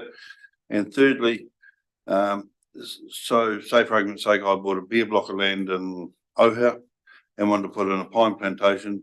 Does that get stopped because a pine plantation could be construed as wilding pine spreading? Yeah, so just going back to the recreation, that's more the permanent, that's commercial. So the temporary activity rules we've got would allow you cavalcades and trail rides. So that's just more the permanent commercial type arrangements that's picking up. Going back to the earthworks, yeah, we did try and pick up that the width and length factor as much as possible. Yeah, it's not so whole scale massive widening, but yeah, if someone did trigger consent, you could say, well, what's the impact if it is an existing track and it's doubling in width, that type of thing. Yeah. Anything else there? Just, I don't know, but, summarising the room from my point of view, that we all share some discomfort, in this chapter. We are aware that, acts out of Wellington may change how we have to deal with this, down the track. It may not, but there are several of these that we need to get application to the Environment Court within our planning framework. And we've got one more chapter to go, and we've got 3 minutes of our allotted time left. Look, I'm sorry, Mr. Chair, but I mean, it is an important chapter. And if I can, I do have a couple more questions, and one of them relates precisely to the matter you mentioned before on page 237, the rather prescriptive things about outdoor recreational activities. Now, I'm not going to debate, to me, the exclusion of motorised vehicles as a permitted activity and the limits on numbers is dubious. However, if we allowed for those to be considered as restricted discretionary activities, where the where any adverse impacts of the use of motorised vehicles was avoided, remedied or mitigated, and where the adverse impact of any maximum, any group numbers or so on was also avoided, remedied or mitigated, I would be happy. In other words, at the moment, the matters of discretion don't include consideration either of alternate numbers of people in a group or groups and the use of motorised vehicles, and I think they should. Question on page 239, rule R14, plantation forestry on or within an ONF or ONL. Does that include carbon forestry? And on my final one on page 240, I question, I notice we've got rule 16, intensive indoor and outdoor primary production on or within an outstanding natural feature is prohibited. I believe it might be appropriate to prohibit indoor primary activity, intensive indoor primary activity, but not necessarily outdoor. So I would propose that rule 16 reads intensive indoor primary production is prohibited. And yeah, I'll leave the other matters for the planners can tell me if the forestry one relates to carbon as well. And also, are you willing to add those conditions of restricted discretionary assessment relating to the use of motorised vehicles, crowd numbers and group numbers? Thank you, Councillor Hopkins. Starting with the recreation one,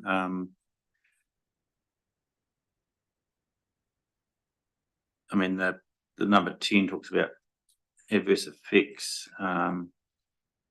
We could add something there around, says consideration of alternative routes, construction methodology or location activities. So you could include numbers or something in that last point to pick that up.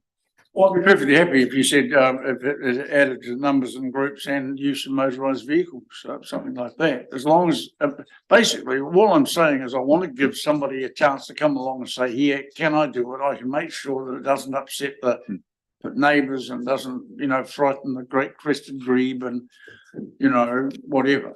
So all I'm saying is just allow it by virtue of the fact that you give an opportunity for people to submit, knowing that one of the conditions of restricted discretion is an argument they might mount for variation to the permitted activity rules. Yes, I think under 10, the last one there, we could talk about numbers, how it's managed. Yeah. We need just some wording around that. Doesn't have to be too onerous. All right, moving back down to plantation forestry. So that would pick up the carbon. Okay, that's fine. So what do you know? Well, not at the moment. It's plantation. Yeah, it's not permanent forestry. Did you want that amended to include? Well, if we're going to say we're going to prohibit plantation, then in my view we should permit it. Through the chair, carbon forestry is covered in the zone chapter. So it sits somewhere different to the rules for plantation forestry. So it probably has a similar or same activity status, but it just sits in a different place.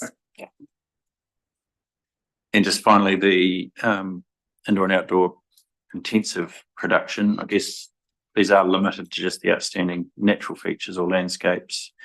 So it's like, do we want that type of production, whether it's indoor or outdoor? Indoors more the building barns scenario, outdoors probably quite intensively.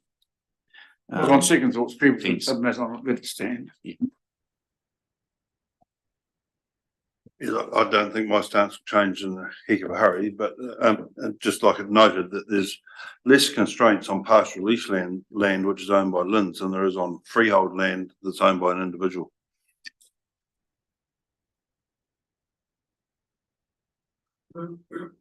Yeah, noting the comment, I will nonetheless acknowledge that a lot of people still have a chance to panel beat this and change it and insist that we're wrong and they're right, and I look forward to their arguments with an open mind. But at this stage, I move the chapter with, I'll move adoption of the chapter with amendments as agreed. Thank you, councillor Hopkins. Do we have a seconder for that? Councillor Blackler has seconded it. Thank you. All those in favour, please say aye. Aye. Carried. Okay. You would like your vote against?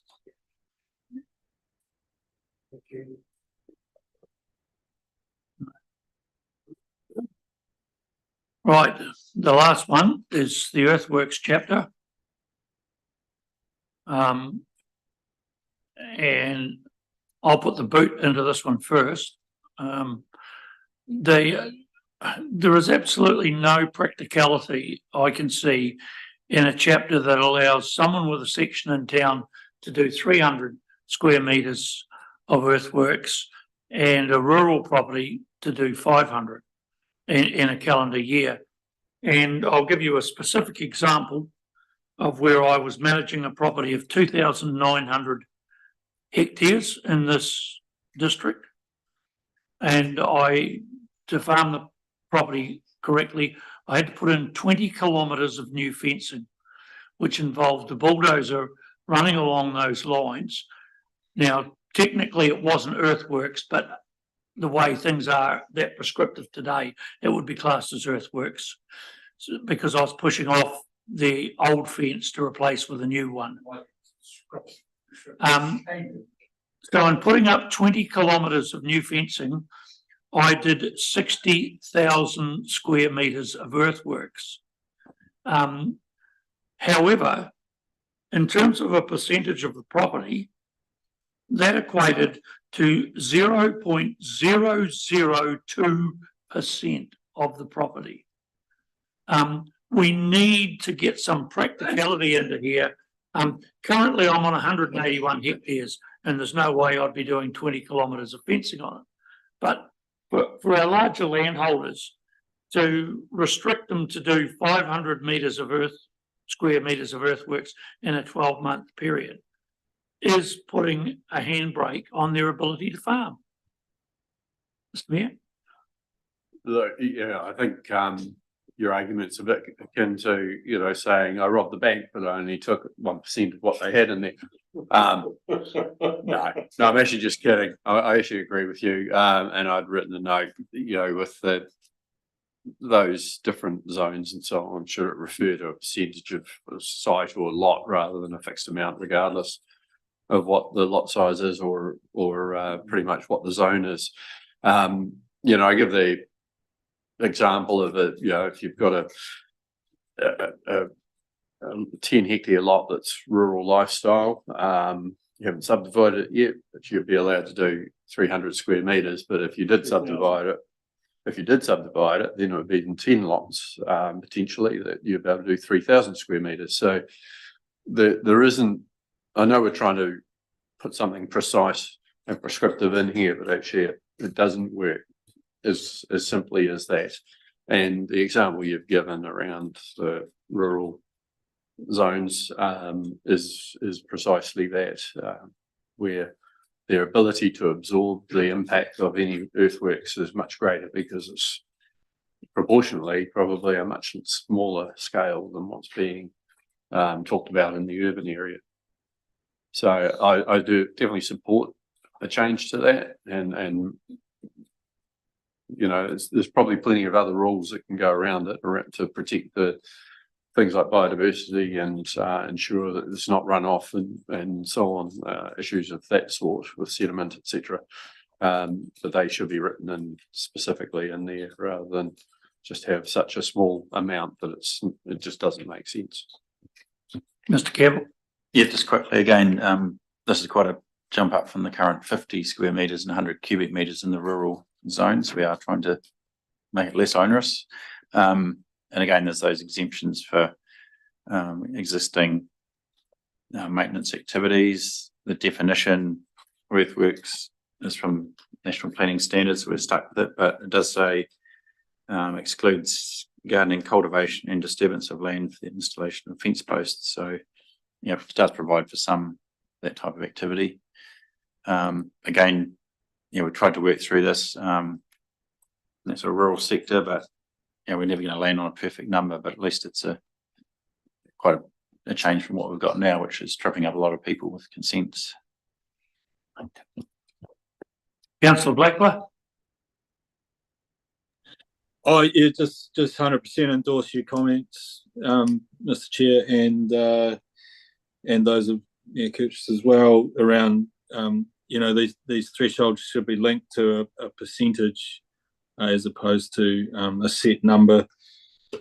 And following along on the same line of thinking, I think the EWQ Rule 1 could possibly have the same lens put over it where, you know, currently someone could use 750 cubes to maintain tracks and stuff on site.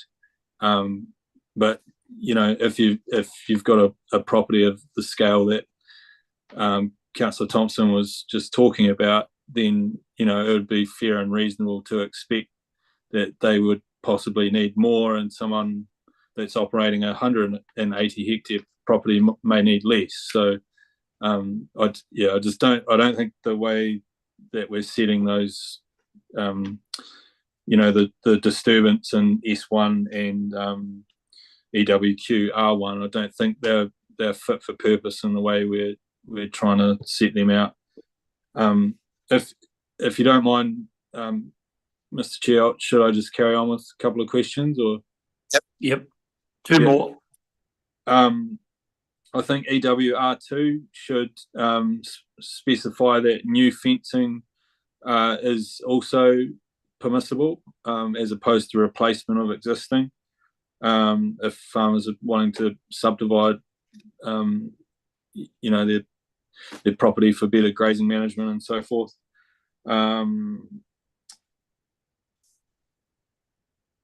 Yeah, EW S2 number 2. I just wanted to confirm in a practical sense, under this standard, if there was a multi-tier retainer on a street frontage, how would that actually present based on this language? I think I can read and interpret it, but I just want to confirm if you could just spell it out. And then EQ S3 and S4 around hours of operation. I feel that EWQ S3 should read 8 a.m. until 5 p.m., not 9 a.m. until 5 p.m. Monday to Friday. And possibly there should be an allowance for some reduced hours in the middle of the day on a Saturday, say between 10 and 3 or something. I'm not fixed on that secondary part of that, but definitely I think 8 a.m. is a fair start time during the week. And I think currently as it sits, it's kind of in contradiction to S4, which allows blasting between the hours of 8 a.m. and 7 p.m. So yeah, one I think is too restrictive, and the other one's perhaps possibly you know, allows a bit much on the margins of the day. And then just a point of clarification, and this is my final one, a point of clarification in EWM P5. I just wanted to query if there was any additional requirements or, prescriptive components placed on mining in a sensitive overlay, because I couldn't see any wording to that effect, but I would assume that there would be. Mr. Campbell? Thank you, Councillor Baxter. Yeah, the mining would be picked up in those other sensitive overlay provisions that's covered there. The hours of operation, we can just double check that they are consistent across other activities where it's the same type of effects. So we'll pick that up as well. The retaining wall setback, I'll just go back to that one. The idea there is it's just sort of sound engineering practice that they set back so that retaining walls don't collapse. That's the intent of that rule there. So it's really a sort of mechanical thing that just reflects good engineering practice. So that's the intent of that one. Basically, the height of each step of the retaining would need to step back the same distance as the height of the retainer in front of it. Is that how that would work in theory? Yes, in theory. I guess if they want to narrow it down, then they'd need specific engineering design and geotech advice to support it being less than that or greater than that, rather. Yeah. You've also got the building code to cover what's going on there as well.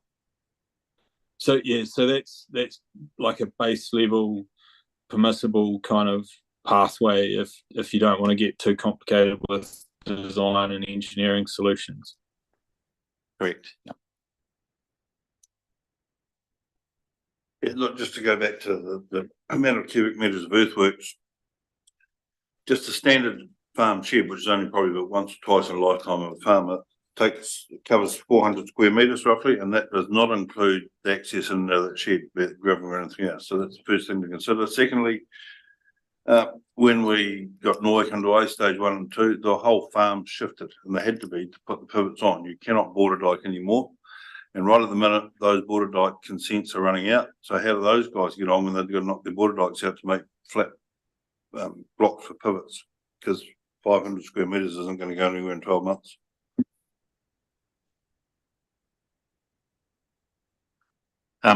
Good question around the pivots and conversion. They may be able to do it under cultivation if it was kind of limited the way they did it, but yeah, might be ways around that one, but yeah. Except the thresholds, and again, just reiterate that at the moment it's 50, so pretty much any building gets caught for the earthworks in the rural area. Yeah, just to tell you, so as far as the water consents go, if they don't get it done, in a lot of these cases, Fonterra will not come and pick up their water, and they won't get a consent to actually irrigate their farm. So there's got to be something sorted reasonably quickly if this goes through. Mr. Chair, yeah, I, like a number of other members, I was concerned about the threshold areas standards 1. And I would suggest, I mean, people have talked about a percentage. The other alternative, and I mean, I to some extent, everything's a guesstimate. But I do notice here that we are allowing 1,000 square metres in all industrial zones. And I would have thought that would have been an entirely appropriate figure for the general rural, the commercial, and the special purpose zone. And I also think the requirement that only 50 square metres in the rural scenic zone be permitted is nonsensical, and I would propose that be 500 square metres. Personally, I'd like to see it 1,000, but I'm sure that there'd be shrieks of horror and outrage were that to be adopted. So those are my suggestions as alternatives to working out a percentage formula that may take quite a lot of time.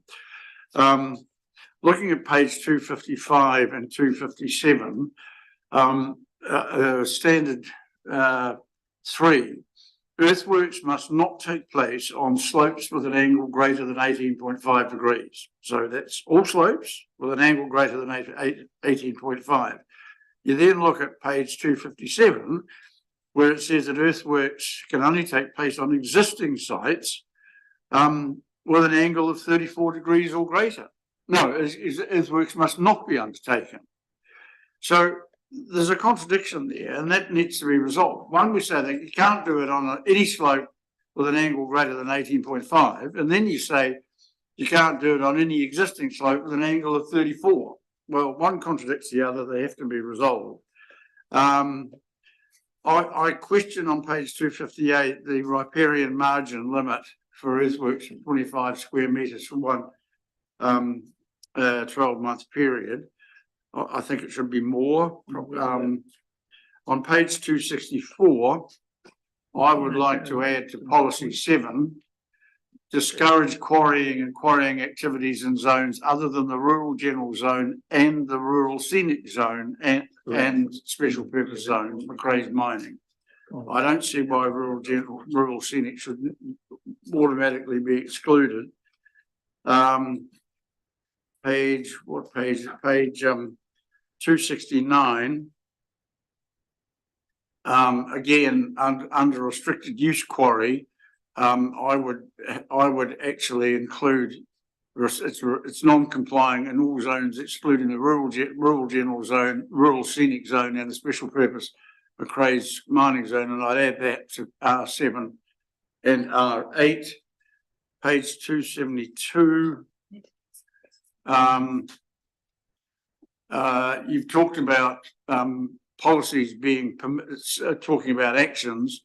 Well, if you look at policy number 2, exploration, it isn't, it doesn't have a verb. It doesn't. You say that the objectives can be statements, but I believe policy 2 should read permit exploration to be undertaken in the general rural zone and the special purpose zone. Councillor Hopkins, can I just interrupt? And that's a lot for me.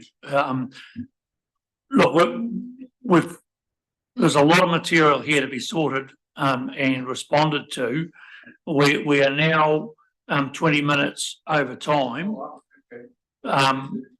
No, we were meant to finish at 3:15. So we need to, no, there's nothing to be sorry about because there are questions to be answered, but we need to actually make a plan going forward because this is critical to the other chapters that need to be submitted in the Environment Court application.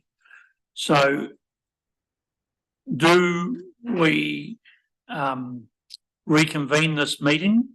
Do we thrash it out? Mr. Campbell, you have any thoughts on? No. We're meant to have started an LTP briefing at 3:30.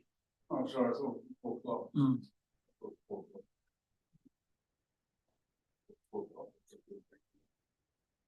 Yes, you should have the afternoon tea by now. Yeah, we're happy to come back after your other sessions if need be, given we're nearly through most of it. Did you want me to respond to Councillor Hopkins quickly now while it's still Fresh in your mind? Yep. So saying at the back, I think the exploration policy can just have a bit more description at the start. That's fine. Yep.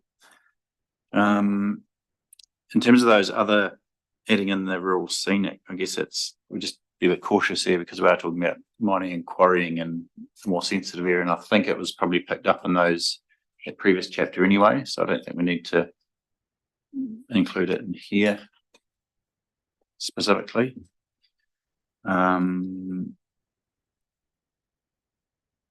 Just get that. While Mr. Campbell's working through that, I think if you adjourn and we make every attempt to reconvene tomorrow, we'll just need to work our way through how much time the activity update will take and whether we can we'll find out from this next session today as to how much time we're going to need to spend on the long-term plan tomorrow. So if we can find some time to maybe get this finished off and make the overall resolutions that we're required to make, then hopefully we will be motivated to do that. Very sensible suggestion, Mr. Mayor. But just quickly, the other one relating to the slope of earthworks, one is just generally on all land, and the other one is associated with infrastructure where they are engineering and doing other things because it's infrastructure providers, so it's probably fine to leave that. Was that?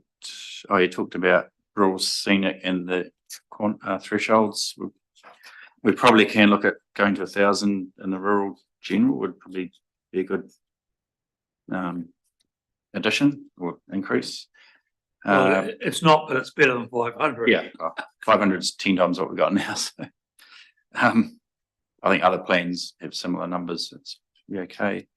Rural scenic, possibly 100 might be a good.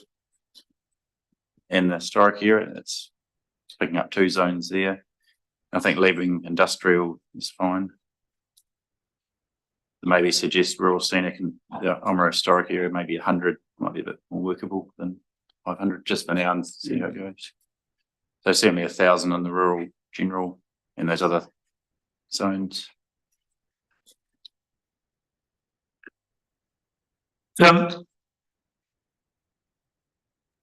Oh, sorry, in my series of questions, I interjected back to Mr. Campbell with point of clarification, and then we got lost getting onto the very first point that I made, and that was probably one of the more important queries I had, was if it would be possible to add new fencing, new areas of fencing or subdivision in a pastoral setting added into that prescriptive list under R2.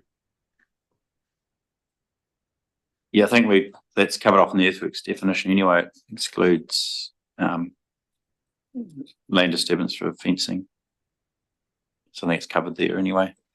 Or sorry, Doesn't it say, isn't it for existing fencing? It just says disturbance of land for the installation of fence posts. Oh, my apologies. That's great. Yeah. Thank you. I'm going to adjourn the meeting until a time that's decided tomorrow. Madam Chair, you had a question that I didn't respond to. I just wondered if it's possible, Mr. Chair, if you could hop down to the one that has the legal effects and do that resolution. Because that's the one that I need to do for the council meeting agenda. So that's the last one, proves the application to be made to the Environment Court. I'd suggest we can do that, make that decision tomorrow. And it's still going to be in time for the draft agenda, which on most experience goes out on Thursdays, but hopefully it would still be in time to go out on Wednesday. It can be better urgent business anyway. Oh, I've just got so much to do in there. That's fine. Just let it go. All right. Well, thank you very much for your contribution today, members and staff. We're getting there. We're getting close. So we'll try and in the process of finishing off today and juggling tomorrow, allocate time to resolve these matters. Thank you. Thanks. Thank you very much.